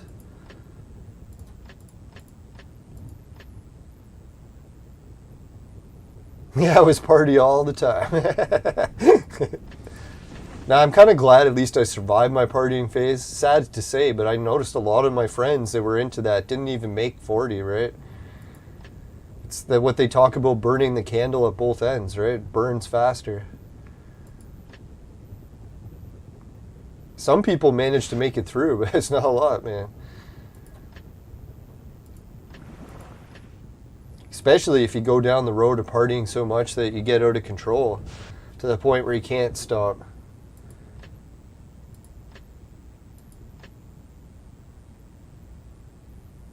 There we go.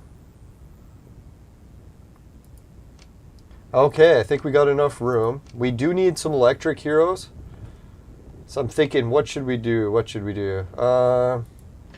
Let's check. How many do we got of these? We could do 10 of these. Or no, 11. So let's do 11 of these, just to see what we get. If we get some electric heroes, that's who I need really bad. Oh, fire. At least she's got nice boobs.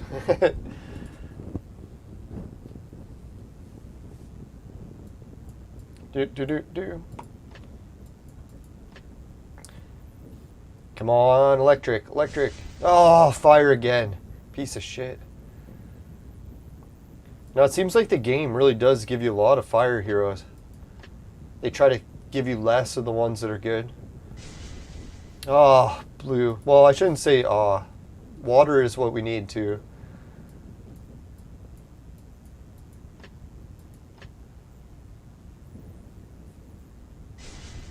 Fire. Now, that's kind of why it gives me a bad feeling sometimes when I watch people partying all the time.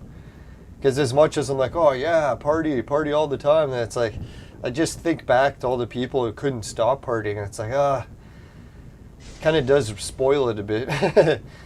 Yeah. I guess that's the same thing with alcohol, right? Like some people that lost people to becoming alcoholics, then anytime they watch someone drink after, they're like, oh fuck, it's just not as fun. Water.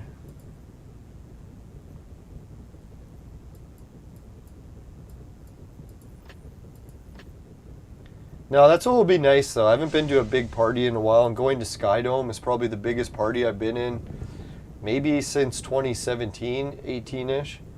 So yeah, that'll be wild. Looking forward to that. And if anyone's wondering, I am going to film it.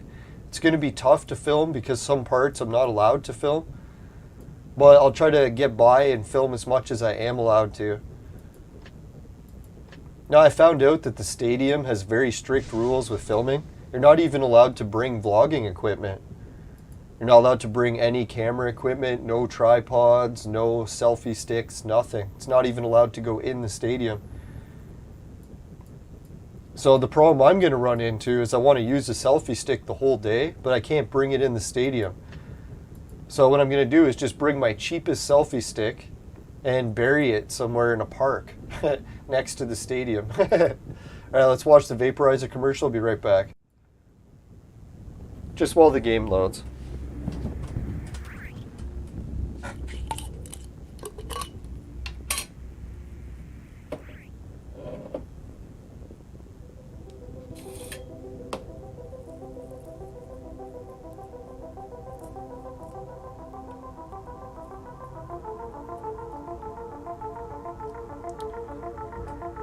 Excuse me.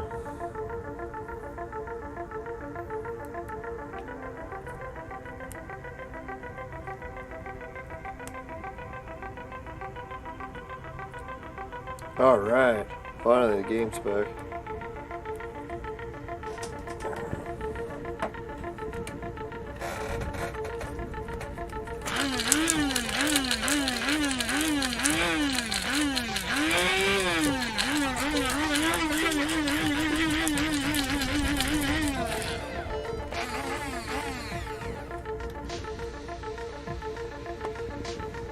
Oh shit.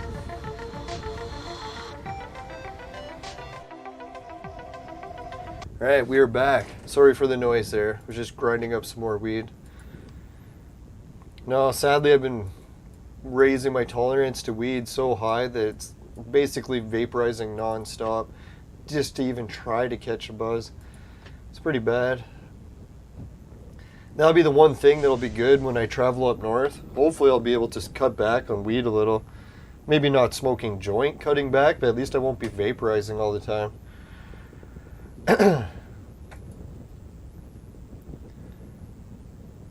Yeah, because my vaporizer does not travel well, so you can't bring it anywhere. So at least I'll just switch to smoking joints, and that should help lower my tolerance quite a bit. Let's hope.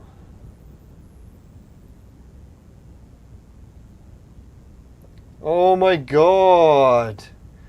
Ludo just came up with some mind-blowing information. I had been following Amico lately.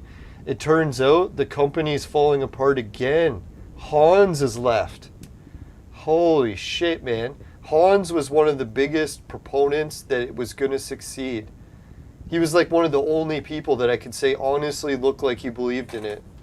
And if he's gone now, holy. The only thing I'm thinking, maybe it's good news that they're partnering with Dubai.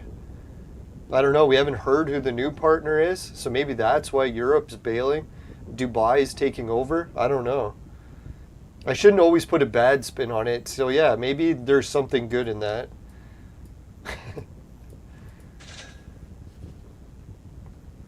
Fuck, eh? Now I was kind of making fun of people or trolling them a little bit in the YouTube chat. Because as much as the Amico haters are so convinced they're right about everything, a lot of them are saying that the Amico will never ship to anyone. So then I started saying, oh, someone just got the Amico. It was shipped to them. And they're like, you're a fucking liar. No one's ever getting the Amico. I'm like, look, Hans got one. So technically, someone actually did get one shipped to them. So I wonder if Hans has to give it back. Or does he get to keep the one? Because they just sent him one, right?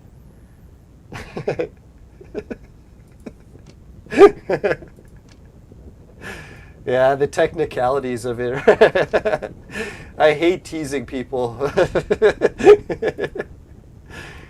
No, that's usually why I'm single. The girls that I like the most, I end up teasing them, and they're like, oh, they get so sick of it. I don't know what's in my nature. I gotta stop teasing so much. Alright, let's do the balloon thing. We haven't done any of it today.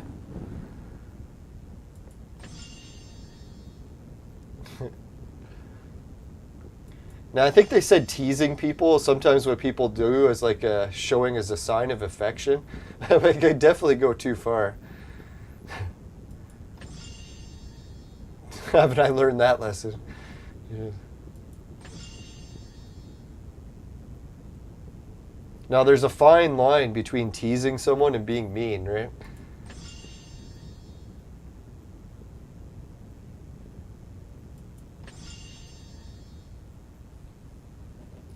Yeah, that's what I was thinking. If the whole company falls apart, everyone's saying, oh, Intellivision's broke, Intellivision's broke.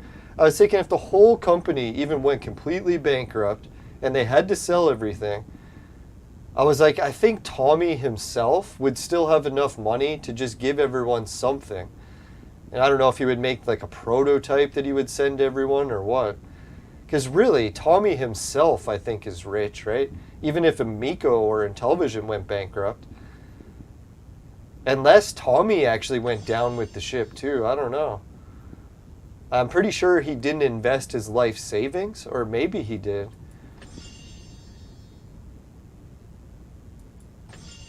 Now, the other sad news is that Tommy's dad actually did pass recently, like in the past 2 weeks or whatever.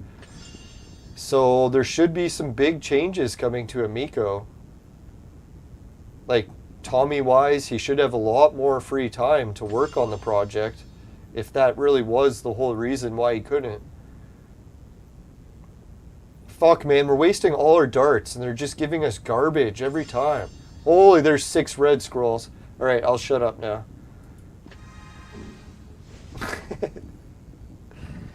Yes. Now, I'm tempted to do some more Intellivision videos, but I've been so short on time, especially with nice weather being back. I mean, really trying to work outside, get the fuck away from the computer whenever I can. Yeah, I spend way too much time on the computer, so if I get a chance to get away from it, I jump on that. Yeah, today I'm supposed to go play disc golf because it's my second day of the week, off day or whatever, so I don't know, it's raining a lot, it might not. Alright, so we do have to do some scroll burning. I think we're all, oh wait, we're not all set to do it. We gotta try to make some lightning. Oh shit, gotta put the jar back together. No, it's just my jar of weed here, and I left the lid off. No, the way I keep my weed is it's a little bit on the danky side. So if you leave the lid off, it'll all dry out pretty quick. Yes, yes, we got enough to make some.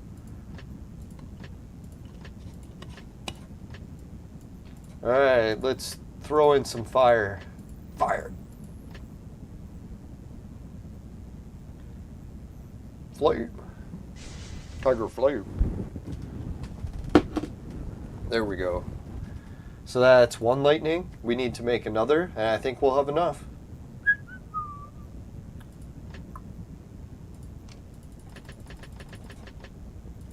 Oh boy, I'm starting to actually get hungry for breakfast. That's a good sign. Normally I'm overeating so much I never get hungry. Alright, there we go.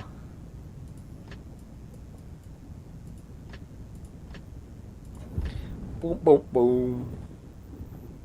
Fuck, I ground up some seeds by accident. So one shitty thing about my homegrown weed, a lot of people grow weed in the neighborhood. Well, I shouldn't say that, but no, what it is bees. They carry pollen around from all the different plants in the neighborhood, so even if you don't have any males in your garden, you still end up with seeds. It sucks.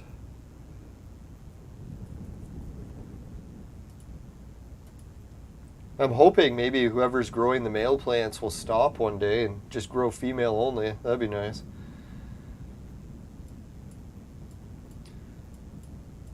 Alright, let's make this guy. I think we got enough. This should free up a fair bit of room in our team.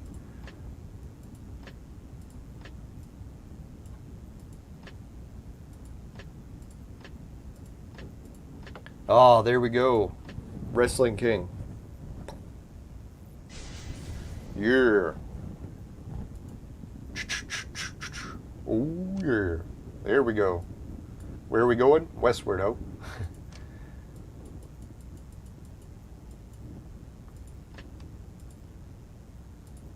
Right, I think that was enough that we can burn some scrolls, you think? That's all. So I guess we can warm it up. We'll get the juices flowing. 10 brown scrolls, and then we'll move up to some reds. Yeah, this is going to be intense. I don't even know. I didn't calculate. If I burn all 50 red scrolls, per se, will that even be enough for me to reach the goal? Or am I going to burn all these and actually fall short of the goal? Fuck, I should probably calculate it. I don't know, if anyone's good at calculating, maybe you can help. Let's look at the how many we need. So we need 475 points. If we burn all of our red scrolls, is that even enough? Because we'll get 7 more, so that'll be like close to over 50. Because 50 times 6, what is that? 50 times 6. 300. Alright, so 300 points. And how many do we have already? We'd be 341. Oh, I think we're going to fall short, eh? Son of a bitch.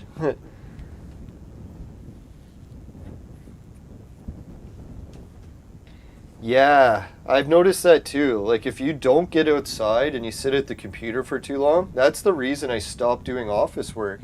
I could tell it was not good for my body. Like, I started getting injured more, wasn't burning enough calories. So I was like, fuck, man, I really can't keep doing office work or I'll be fucked. Not in a good way. Alright, so what can we do for battles?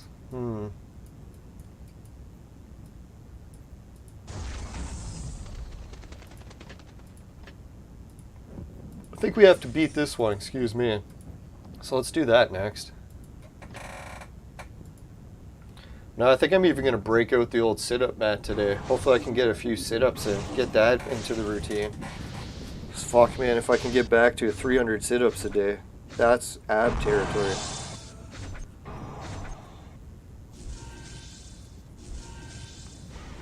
Not to be vain and say I want abs and all, but I think it'll help. Not just for viewers on YouTube, but for actually health reasons.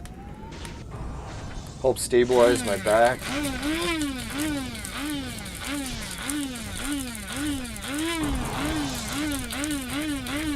Sorry, I had to do a second grind. It was a little bit too chunky still.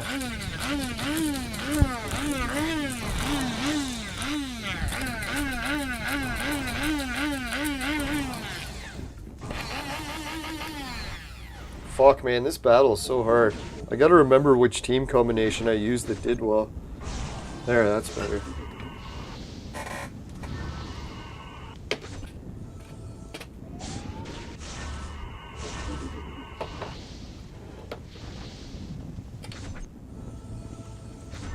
Now, if anyone's ever frustrated that they can never get abs from working out, and they watch all those videos showing all those different fancy exercises you can do to get abs, I don't know, for me, I failed and failed and failed and failed for decades, not even close to abs.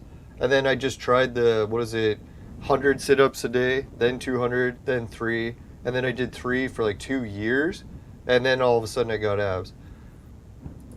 And obviously you have to get skinny enough in order to see you flex the abs, but if you actually want the muscle part of it, and there's probably faster ways, but I don't know, that's just the one that worked for me. And it's kind of frustrating to think that you got to do the same exercise for that long before you see any results, but for me it was like I was just so sick of doing all the fancy ones.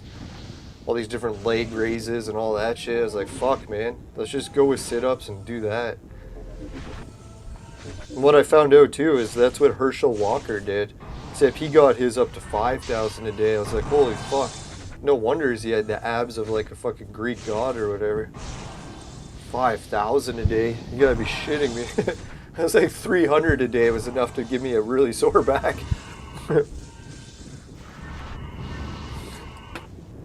Nah, I shouldn't say really sore back. Mildly sore back.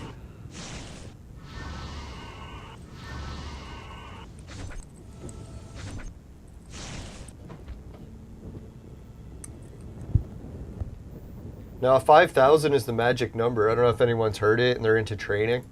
It's like most Olympic athletes, once they reach the peak of the human possibility, it's the 5,000 mark. So most people can do like 5,000 sit-ups or 5,000 push-ups or whatever it is, but usually 5,000 is that magic number. The peak of human excellence. It's crazy though, because most people can barely get up into the hundreds. To go into the thousands, it's like, holy fuck. Yeah, I guess that's why you're an Olympic athlete at that point.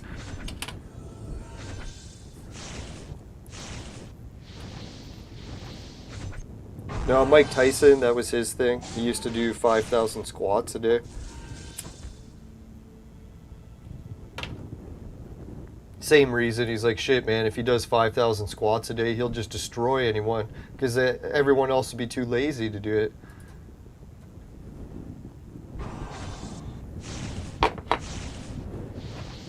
Yeah, can you imagine how much dedication it takes to do 5,000 squats a day? Oh, God. Even 20 gives me nightmares.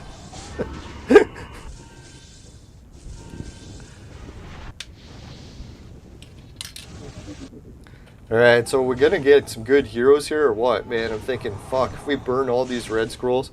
I was just watching some videos or reading some reviews on the Facebook group for Clone Evolution.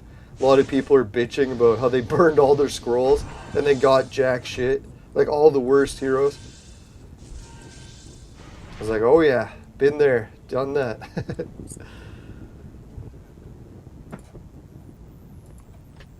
Sorry, I'll finish packing this bowl in a second.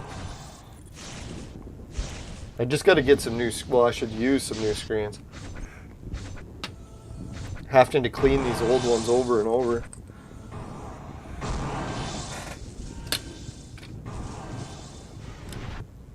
Alright, let's change up the heroes here. That was just a fucking shit combination. It's not working worth it at all. Not worth a jack.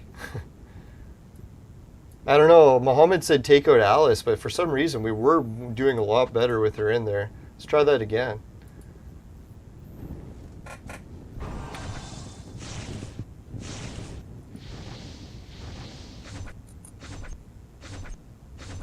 Now the one thing that's really nice about my vaporizer, if a seeds or stem or even leaves get in, it doesn't taste bad because it doesn't burn them. It just vaporizes the THC crystal off of it. So if there's hardly any crystal, you'll just get very little smoke or vapor.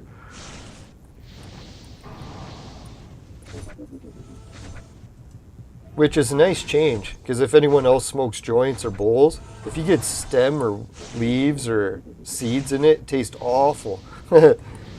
So lucky vaporizing fixes that problem. Hey, Deepak Singh, how am I doing? Doing pretty good today. A little bit tired this weekend. I definitely stayed up too late the one night. Was up to almost 5 in the morning. Got carried away watching 3D TV. Got a new TV. Well, I got a used TV. I should call it used, not a new one. I bought a used 3D TV for $100. My fucking mind is blown how good 3D TVs got before they sort of went obsolete. No, I thought 3D TVs stopped, but I found out there's a few companies that started making 4K 3D. Basically because the movie theaters still make them in 3D, so why wouldn't they? If they're still making 3D movies, why would they stop making the TVs? You know, if anyone's ever tried it, LG TV is actually the same 3D as the theater. So you can actually use the same glasses. It's pretty weird.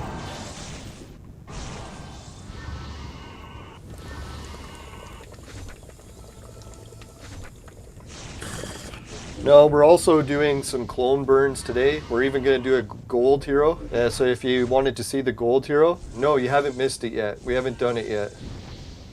And we're going to try to wait till Muhammad got back, and I wanted to give him an hour, and we've almost gave him 2 hours. So yeah, I think we'll have to just burn it. Sorry, Muhammad, we tried to wait as long as we could. It's like people waiting for Jesus. They'll be waiting forever. No, just kidding. No, I'm sure Jesus will be back one day. One day.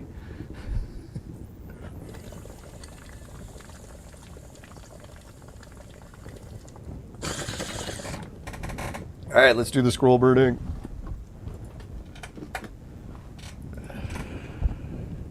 Now, I try not to make fun of Jesus too much because I actually believed in parts of the Jesus story. Definitely don't buy into the entire biblical account, but some of it sounds to make pretty good sense. All right, complete. We got to do those. And the arena challenges. All right, so Muhammad's got a little bit more time. We'll do the arena, and if he doesn't make it back by then, we can say that we did everything. We did everything first to try to give him more time. Fuck, man, that's some long laundry, right? 2 hours. You never know. People do laundry different ways, right? When I had my own apartment, I was weird with laundry too.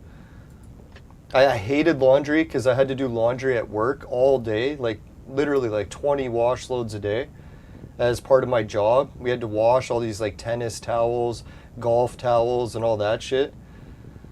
So yeah, I was constantly just washing stuff. So in my apartment, what I did is I usually just did most of my laundry at work. They're like, yeah, you can wash your clothes here if you want. So I would just bring them there. So who knows? Maybe that's what he was doing for laundry. Had to go work an 8-hour shift.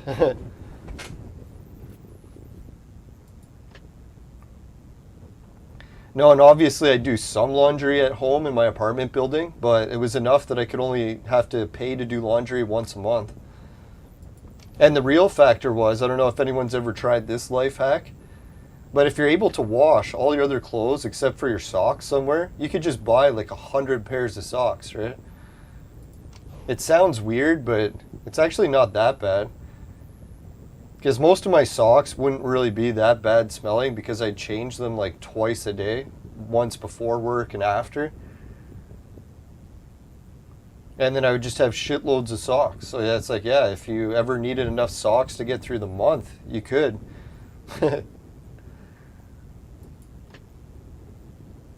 And then people would laugh when they go see me do laundry. They're like, why do you have so many socks? I'm like, no reason. It's not because I'm really lazy and only doing laundry once a month. Ah, shit, we're into using too many.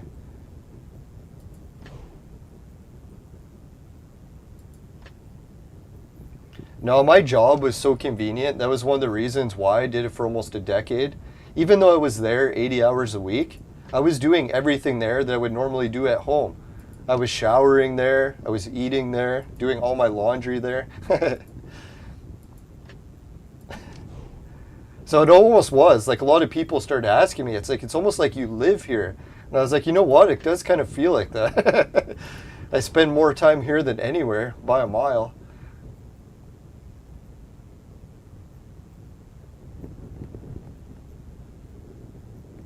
Yeah, I tend to think about things too deep. I noticed that. Although that's one of the things that makes you get a high score in IQ test. They said depending how many levels of things you think about, like if you looked at an electronic device, would you think about, oh, how it works? Or do you know how to build it? Or do you know the physics behind the mechanics to build it? So how many different layers of stuff you can learn is actually a good way to improve your IQ. Same thing with Da Vinci. I think that's why he had such a high IQ. It's because he learned how all things connect, right? So he thought so deep about everything. Fuck, we're getting our asses kicked here. Oh, finally. Victory. Oh, it was only one. You bitch. No, sorry, Jelly. Hope I wasn't calling Jelly a bitch. She's really nice. Witch. No, I'm just kidding.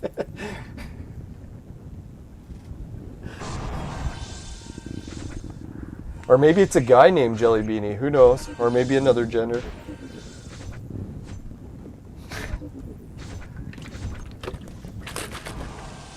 Yeah, I'm pretty hyped for these scroll openings too. It could be the make or break of my team. We could get absolute shit, or we could get the best ever. You never know. Most times it is shit, so we shouldn't get our hopes up too high, but... Even if we got a Peaceman. Peaceman's good. We need him bad. A lot of people complain when they get Peaceman. I'm like, fuck man, you're complaining about that? It's like, he's one of the heroes I want the most. Who doesn't want Peaceman?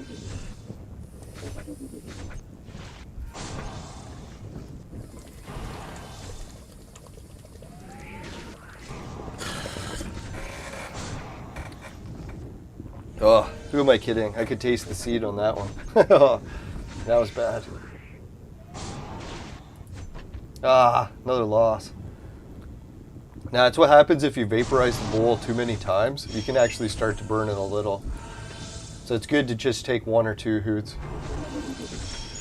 Ash it out before it gets to the burning point.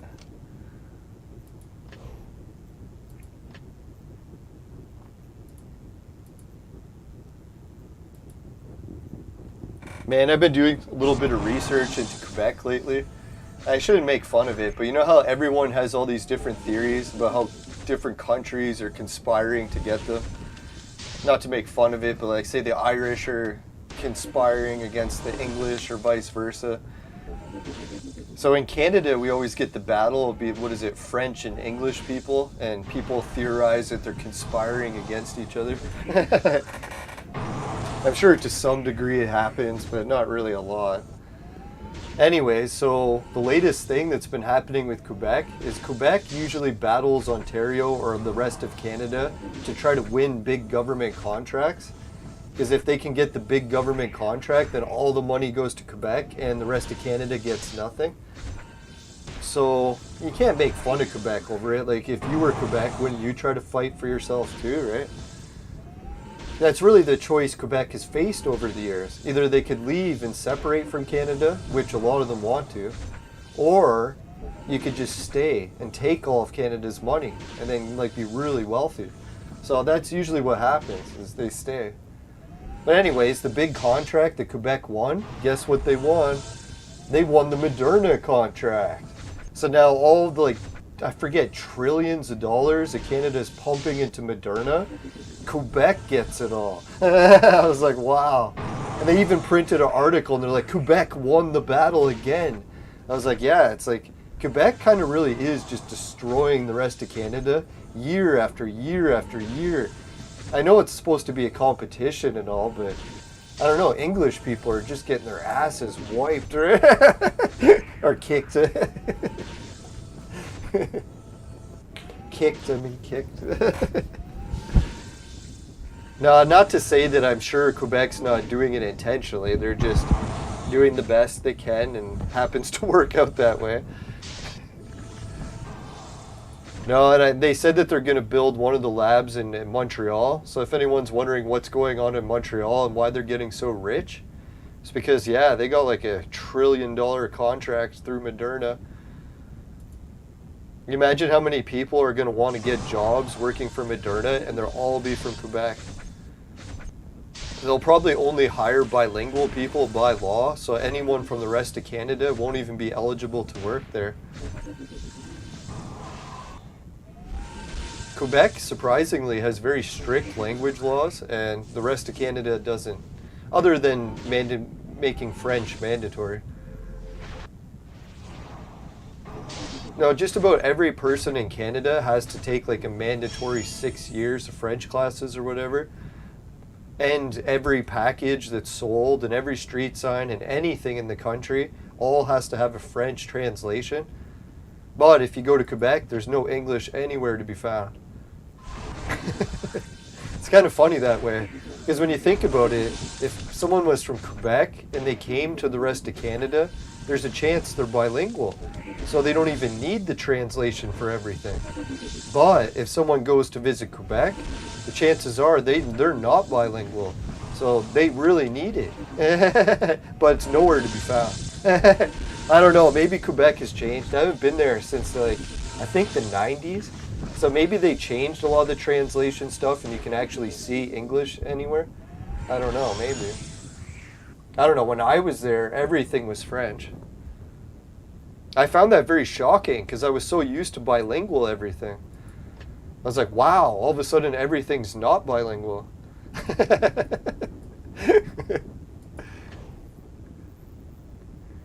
Which one's better between Calypso and Beowulf? Who is better? I don't know. I don't know anything about Calypso much or Beowulf because I don't think I've had either of them on my team. Or have I had Calypso? It still hasn't changed. It's like that. Quebec still. But you got to hand it to Quebec because at least they're standing up for themselves. That's one thing that I kind of make fun of the English side for. We're a bit pushover, like, right? We really don't stand up for ourselves enough, and sometimes people take advantage. No, and it does make it an adventure too, because when you go into another province that has no English, it almost is like another country. You're like, whoa, everything's so foreign. It makes it entertaining.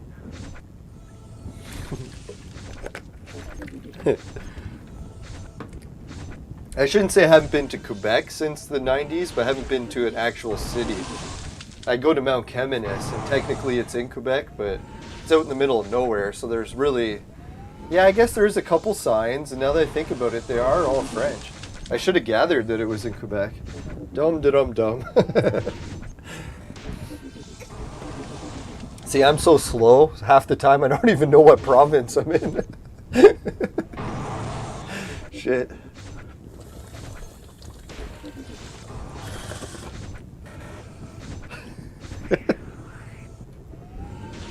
It's like it took me a few years to realize what province I was in. I shouldn't laugh, but it's funny.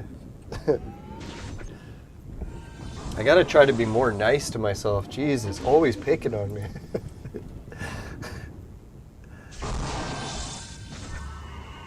Oh, so the base did get moved. I was wondering about that, because yeah, it seemed like it was in Ontario. Just because the Quebec sign was past the entrance. So I was like, if the sign's passed, doesn't that mean that the province starts where the sign starts? I don't know.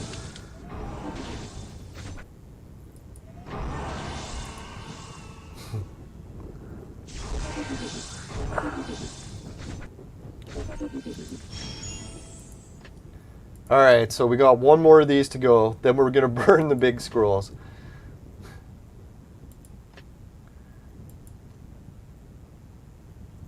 No, for how much I've been talking about going up north lately, it almost feels like I'm already there again. Talking to all the contractors. Yeah, the contractor got back to me to do the estimate for the roof repair, and he said he couldn't find the garage. I was like, oh, fuck. I don't know, maybe my address might have fallen off the house. Because, you know, sometimes your house gets out of repair, and maybe the number fell off, so he couldn't find the house. So I took a picture and showed it to him, what it looked like, and hopefully he's going to be able to find it with that. I noticed that it happens in the city too. Sometimes people's number just falls right off the house and then they don't even replace it. Which is really dangerous because like if an ambulance comes, they can't find your house. Or even if you get a delivery, the delivery guy can't find your house then. So I'll really have to go up there and try to fix that number situation. Or maybe the number's still on there and he just missed it. I don't know. I am not the greatest at directions and describing stuff. I gave him the address, the street, and the postal code. I thought that would be enough.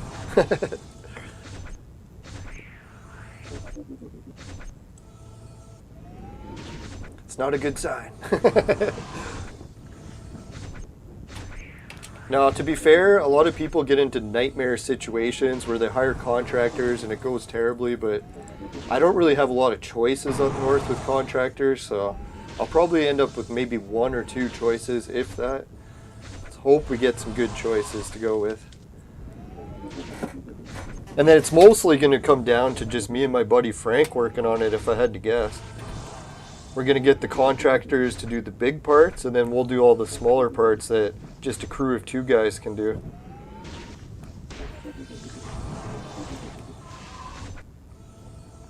And will the city even approve the repairs?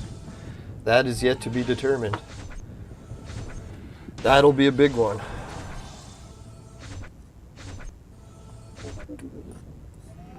Now, if anyone's wondering a trick to using these vaporizer bowls and you want it to not get a clogged screen so often, that's when you just put a little bit of stem at the bottom. Sort of acts like a pre-screen and absorbs a lot of the tar buildup so it doesn't go right into the screen.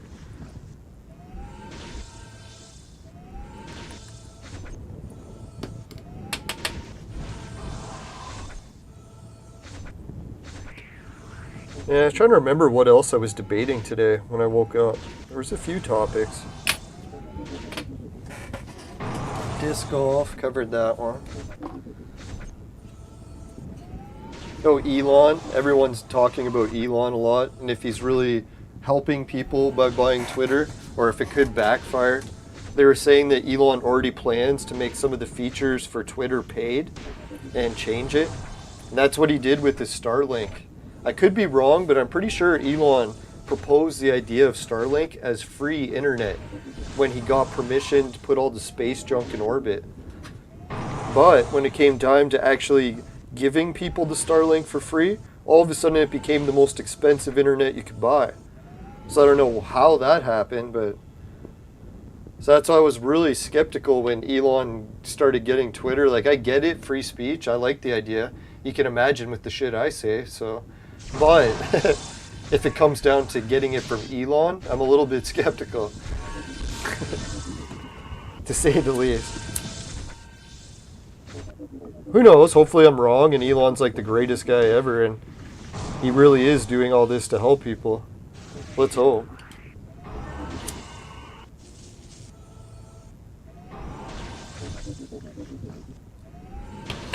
Now, if anyone's wondering what happens if you take one hoot of the bowl, it becomes dried out, but there's still a little bit of THC in it. So then I just do a drip of oil, like the vapor oil, and it'll absorb right into the bowl like a sponge. And then all of a sudden you have like a bowl of just vapor oil with a little bit of regular weed. Not much though, because you already took the first hoot. This is actually the best way, well, I've experienced to vaporize the honey oil the government has. If you do a hoot of vapor oil like this, or honey oil, the taste, oh, it's unreal. Not to promote weed, there's a lot of bad things with weed.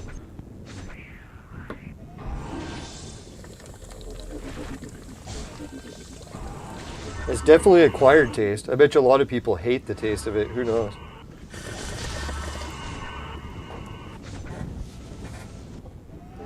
Oh, wow. That was a fucking amazing taste. All right.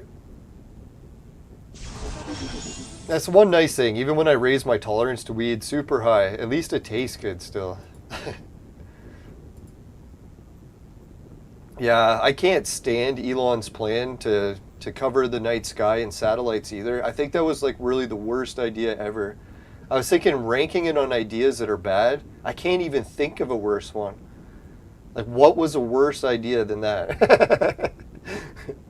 When it comes to stargazers and, like, pollution.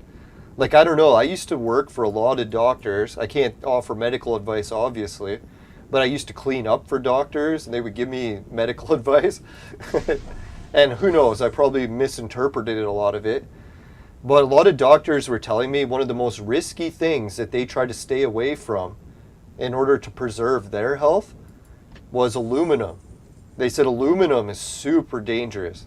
And they tried to explain to me why, and I couldn't really grasp it. They were saying that it's like in a lot of products, like antiperspirant has aluminum in it. But anyways, they said something about aluminum, I guess the toxicity or chemicals. It's very dangerous for people, according to those doctors. And I might have misinterpreted it. But anyways, they were explaining different ways that aluminum is dangerous, and then one of them happened to be, what is it, like airplanes. And they were saying airplanes, because they have aluminum shell, like the case of a airplane, or maybe it was another thing, but they were saying that the radiation, when it hits the aluminum and then goes into your body, it's actually worse than just like if you got hit with the radiation directly. Whereas some metals divert radiation and make it less. So that's what I was thinking. Isn't Elon, in essence, taking an entire big bag of aluminum and spraying it all above our heads? And then the radiation from the sun has to go through all that space debris and then shine on us. So obviously, if I was to ask those doctors, I think they would object to that as being healthy, because they'd be like, you know what, that's interacting with a lot of aluminum, and that's not good for you, allegedly. So who knows? Isn't it kind of weird too when you think about the correlation of the timing of when those satellites all went up to when the health effects of the entire planet started to tank? I don't know, it could be a coincidence. Let's hope so. Wouldn't it be weird if Elon's internet devices were actually behind a lot of the added pollution? I would not be surprised. It's like, here, have Twitter. Now I'll fucking dose you with radiation. Just kidding. Now, to be fair, maybe I'm wrong about it all, and Elon's plan of putting space debris everywhere is having no negative health consequences. Fuck.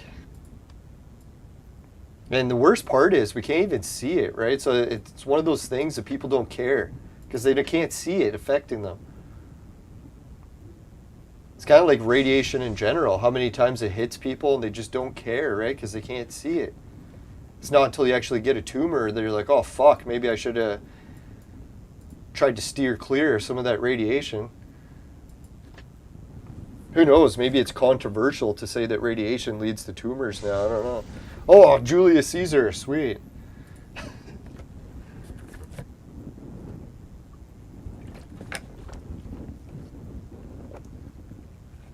Yeah, the Sky Island.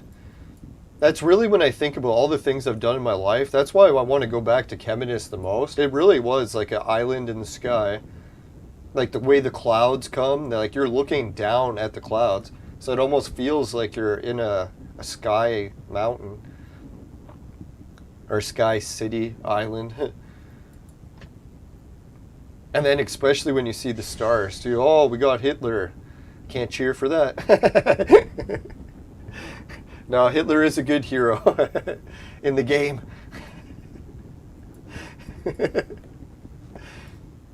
Alright, so who did we go? Oh, we burned that? Oh, and that was Hitler, eh? You don't say. Alright, let's burn the Chaos one. This is the big kicker. Well, we get Peaceman. We could get Peaceman here. If we get Peaceman, we have enough to make a new red. So that's why I'm really keen on Peaceman. Not that I jinxed it.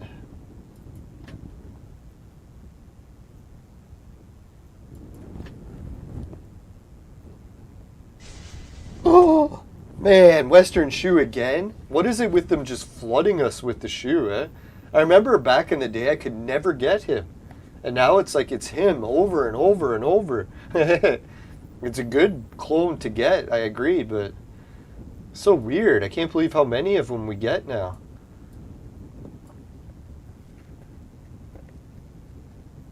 Oh, Manitoulon's the island in the sky and Cheminus is the castle in the sky.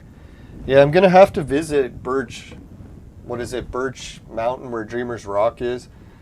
Because, yeah, I've looked at some of the videos. I don't know if people got permission or not supposed to film there, but some people have. And I've watched it, and it does look like it's in the clouds, too. Even though it's not very high in elevation, as far as I know. Alright, so, or maybe it is a fair hike to the top. What should we burn next? We still got the big gold, but I'm thinking, fuck, man, before we do that big gold, let's burn some regular scrolls.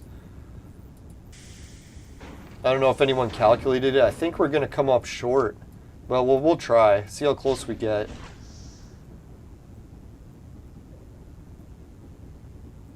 Alright, 10 regulars. Hopefully we get someone good. Oh shit. Not even a sun star.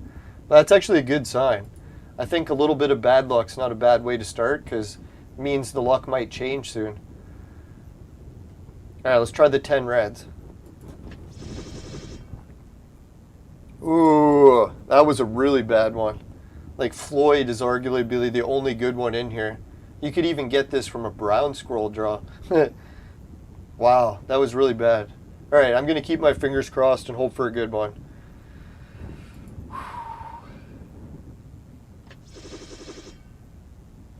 Ooh, we got a Catholic hero, and we got Jack, and we got the president.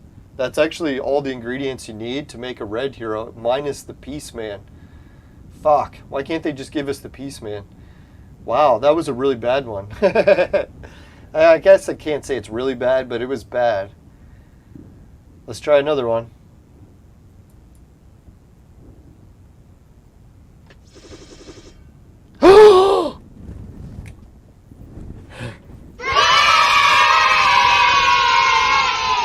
Fucking A, we got the Goddess of the Moon. Holy fucking shit, man.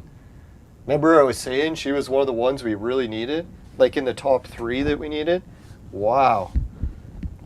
Holy, sorry to freak out like that, but man, that was fucking unreal. We got a good one. Wow. Alright, so I'm thinking we're going to wait a while and not do another burn. Because I don't think we can get good burns like that back to back. Let's give it some time. Maybe we'll burn some more next episode. Holy shit, man. We got Goddess of the Moon. Yeah. Oh, and we got the rest of the darts we needed. That was pretty good. Fuck. We're still a long ways away from her. Shit, man. We're not even close. Fuck. That sucks. Burned it all for nothing, I think. How many more do we got? 25? Yeah, that's not enough. The only way we're going to come close is if I start buying some red scrolls. If we get that up to 30 and burn it, maybe that's enough. Shit. Oh well, can't win them all. At least we did get those scrolls we needed. Oh, another symphony. Yeah. Wow, we needed another symphony.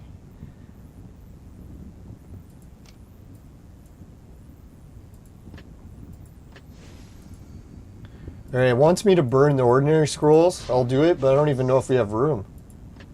No, we do not.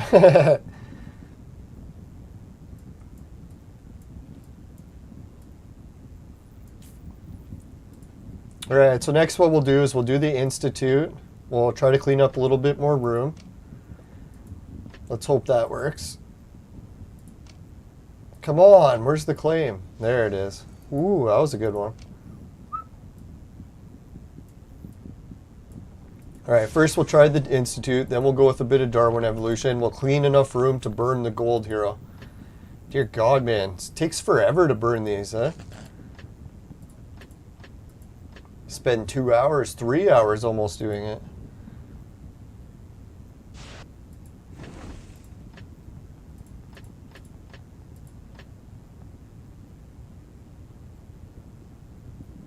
See, our goal is actually to try to make as many blue heroes as we can, because we're going to be tanking up a lot of things into blue, or water, whatever you want to call it.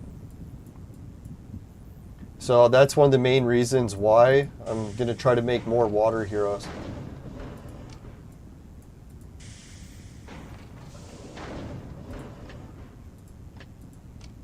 We'll make the water heroes first to make sure we make the most of them. We'll go with the copy of me in 2 years. No. No, at the rate my hair's going gray, it might be sooner than later. Nah, I shouldn't make fun of aging, but I gotta try to ease the blow. No, really, like viewers have said before, you gotta be fortunate to live and reach the old age. Not be cursing that you outlive people that didn't even get that chance.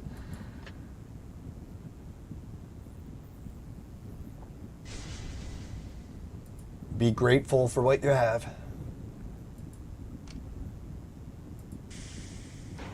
Alright, there we go. Let's try to make some more water. Let's go with him.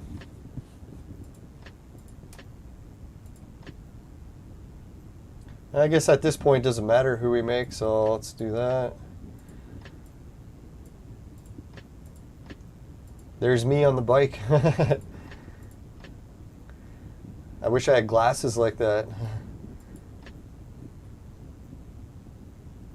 I was trying to get a pair of glasses like that. Fucking expensive. And that, has anyone ever tried to buy one of those monocle eyepieces? God, they're fucking expensive too. I was thinking it'd be great for a Clone Evolution costume if I got a monocle. Then I went to buy one and I was like, holy shit, fuck that. Maybe I'll make one day. No, I think they were well over $100. I was like, shit, man. I was hoping like $10. I think that's the thing is going to be hardest for people in the new generation, or the older generation too, is getting used to the new prices on everything. Like even just saying ordering a pizza cost $100 doesn't sound right? It sounds like a joke. But no, it's like ordering pizza cost $100 now. It's fucked up. It's the inflation shit, right? It's going so fast. It's hard to keep up with it. Now, obviously, people, ordering $100 worth of pizza, that must be a lot. No, it's like 2 extra larges, right? Especially if you order from an expensive place. If you're ordering from like a cheap place, even you're getting pushing 100. Oh, wait, we can't waste the fire. Or no, we can waste fire. I think that's what my brother was saying for his company, too. He's like, he has to raise all of his prices to match the wages going up. And a lot of people are just like, fuck it, they can't afford it anymore. Because, yeah, prices are going up, like, really fast. I know some people try to blame it all on Justin Trudeau, but I don't think really any leader had an option in this. This rapid inflation was going to happen one way or the other. It's scary because all the people that save money, then they lose all their money because everything they save becomes worthless. And then everyone who was poor already because they had no savings, they're still poor. So you're basically transforming everyone into poor people. It's not hope that doesn't happen, but Jesus. No, to be fair, if you look into the past, what happened when the government ran up rapid inflation so high, guess what happened? Everyone's property tax became so high that they couldn't afford it anymore, so they lost their house. And then the bank took it. And then what did the bank do? They tried to sell everyone's houses to foreign investors. But what happened in the old days, like the 1920s, last time this happened, is they had penny auctions. If anyone hasn't heard about what a penny auction is, it's basically a bunch of bullies showed up and they helped the auctioneer, or no, they helped the previous homeowner. So the previous person that used to own the home, they would come to the auction where their house was being sold. And they would tell the bullies, hey, this is my house, help me get it.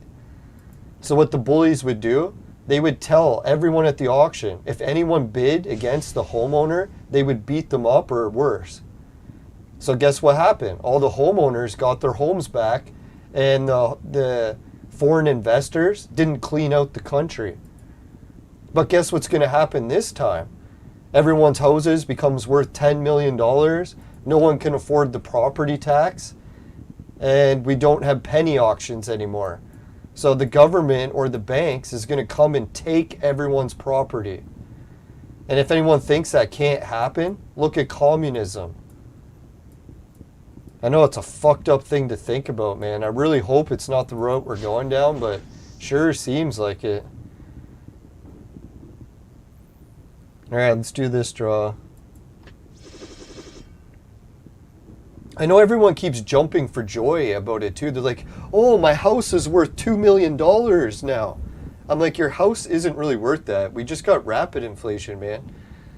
It's like, I don't know. I guess technically the house is worth that, but think about it. If your house becomes $10 million, how much is your property tax every year?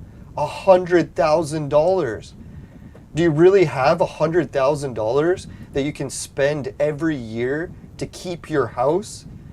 Especially if you have a mortgage to pay on top of it, right? Like, holy fuck. Like, I don't even think people that outright own their house, no mortgage, can afford $100,000 a year property tax. No matter how much our wages go up. What is our wage going to go up to, like $50 an hour? Is it even going to be enough? Not to be like a fear monger, but dear God, man, that's what happened last time. It's what we're doing again.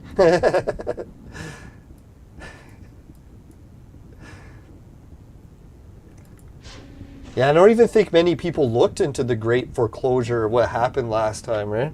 I didn't even look into it till recently. I was like, holy fuck, man, that was a disaster. I can't believe we let it go that bad. The inflation got that out. I don't even know if it was just inflation back then, or maybe it was. Because, yeah, I guess shit did cost pennies, right? Like, you literally had stuff you could buy for a penny. So, yeah, it must have been a little bit of inflation. All right, so let's do the gold burn. This is really the end. I guess we'll wrap up. Before we do the gold burn, let's give a shout out to everyone in the chat. Mohammed, Steadfast, Farui, or 540, I'm not even going to try, sorry. I shouldn't say I won't try. I did try. Augusto Pasco Basilio, Ludo Ergo, I can't even say my own name right. Shelly, Steadfast, Ludo Ergo, Deepak Singh, D. Reed. Holy shit, that was a lot of people. Thanks, everyone. I always get amazed because I always think Clone Evolution isn't really that popular of a show, and neither is mine. So, that many people, wow. Alright, so let's do the gold burn. It is time. If we had to guess who the gold burn is going to guess, any of the viewers want to guess? I think, let's go with Founding Father. Because it was kind of a theme. They gave us everyone we need to make another copy of Trump or Frankenstein. The only one they didn't give us was a Founding Father or Peaceman. So I'm hoping it's either Peaceman or it could be a gold Founding Father. Not to jinx it, but I think that's the way it's going. And we'll give the viewers a little bit more time to guess, and I'll take a hoot. Who will we get gold? Alex. Alex is usually another good guess. He's garbage. I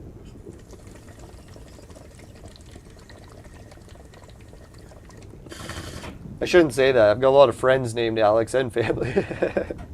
Alex is garbage.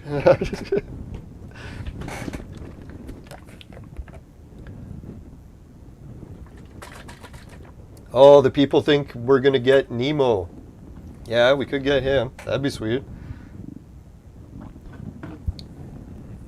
Alright, so let's do the burn. Fuck, I can't wait any longer. I think we delayed it for almost 3 hours.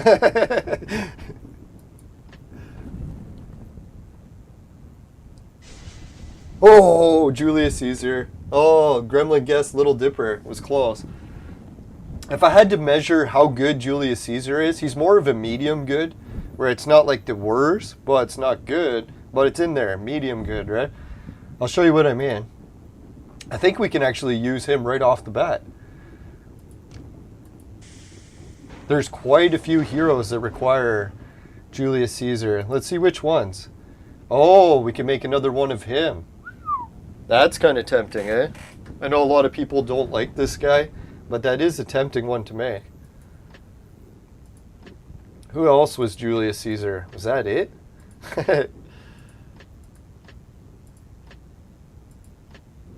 Yeah, that might be it. I'm like, oh, he's used in all these ingredients. There's the one.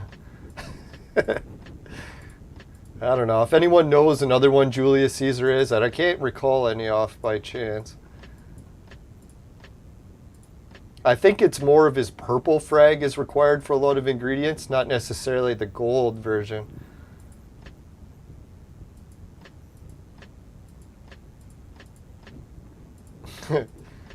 Oh well, at least there was one. Not that I said that he's used and it was for no one. So I guess that's why they gave us the gold version of him. They want us to make another... I don't know, if I had to guess, I think I'm just going to burn that gold. Or no, should we burn him? Because the only one we can make him is into him. And is that even worth doing? Or is it better just to burn him? I don't know. What do the viewers think? Is Caesar a burnable gold? Or should I actually just use him to make another Ollie? I don't know, like Ollie is like an okay tank, but we already have enough tanks. We really don't need any more. I can't see myself boosting him all the way up to like 2 red star. Oh, what we could do is we can make this guy and then consume the red. Yeah, and then get a gold out or another red star out of it. That's not a bad idea. Oh, but then we'd be burning a fat chili to do it. That does sound like a bad idea. Huh, decisions. That's the one thing about clone evolution. People say, why do you skip the battles? Isn't that like skipping the whole game? No, the game is really about sacrifice. Who are you going to burn? Which heroes are you going to risk destroying?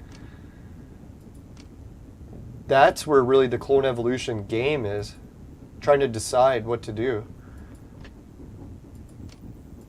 The battle itself really isn't part of the game. Well, it is, but not the biggest part.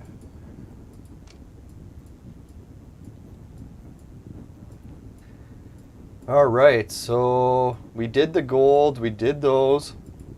Next episode we'll come back and we'll save these last red draws. Fuck, man, how many is that going to give us? 6 points, 60, 120. So 120, 130. Trying to think how many scrolls do... Oh, we don't have 10. So that's 120. And if we put that 120 into what we have now, that'll put us up to 350. Fuck, man, we're not even close to getting her, let alone her. Son of a whore. Not that there's anything wrong with that. Man, that sucks balls. Not in a good way. The only thing I'm thinking is we could use the backup plan and just buy her. I know we shouldn't be buying heroes from the Vibram store, especially when we could get a Moriarty or Charlemagne instead. Oh, we could even get a Theodora instead. Fuck. Man, so many decisions. Man, that really sucks. You know, the only thing I'm thinking, we could actually turn this disaster, shit show, train wreck around, is we could try to beat the achievement. Make 3 red heroes so that we get the extra 30 red scrolls. And then if we got those 30 red scrolls, would that be enough then? Watch, it's still not enough. I don't know. So maybe it's possible to turn this train wreck around, but we'll try to look into it. How many days do we got? We got 100 hours. What day is it? Sunday. Yeah, so we got quite a few days. We could try to decide.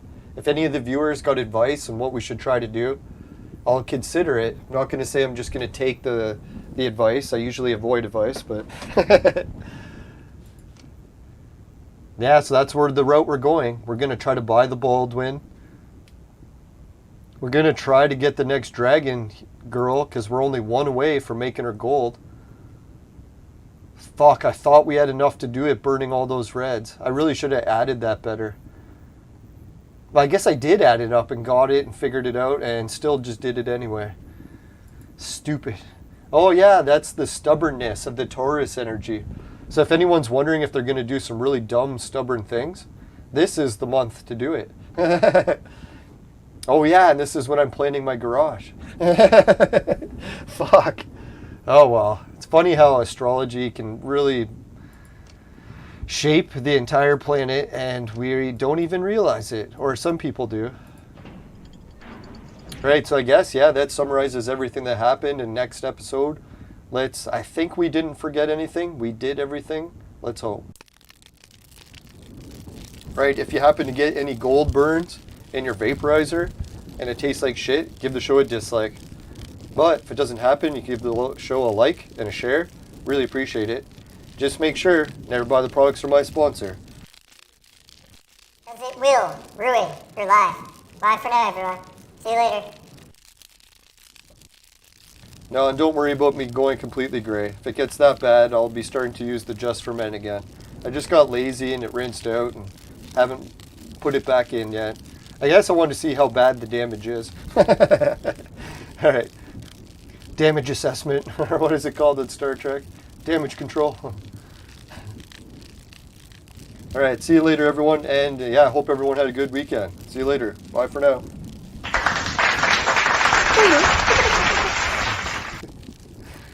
Later. Oh yeah, and thanks for all the good Discord messages. I forgot to read those. I knew I was forgetting something. I guess we could read some of them now. Holy shit, there's a lot. And it's biblical. Yeah, so we'll let everyone read it on their own. But thanks everyone. See ya. Bye for now.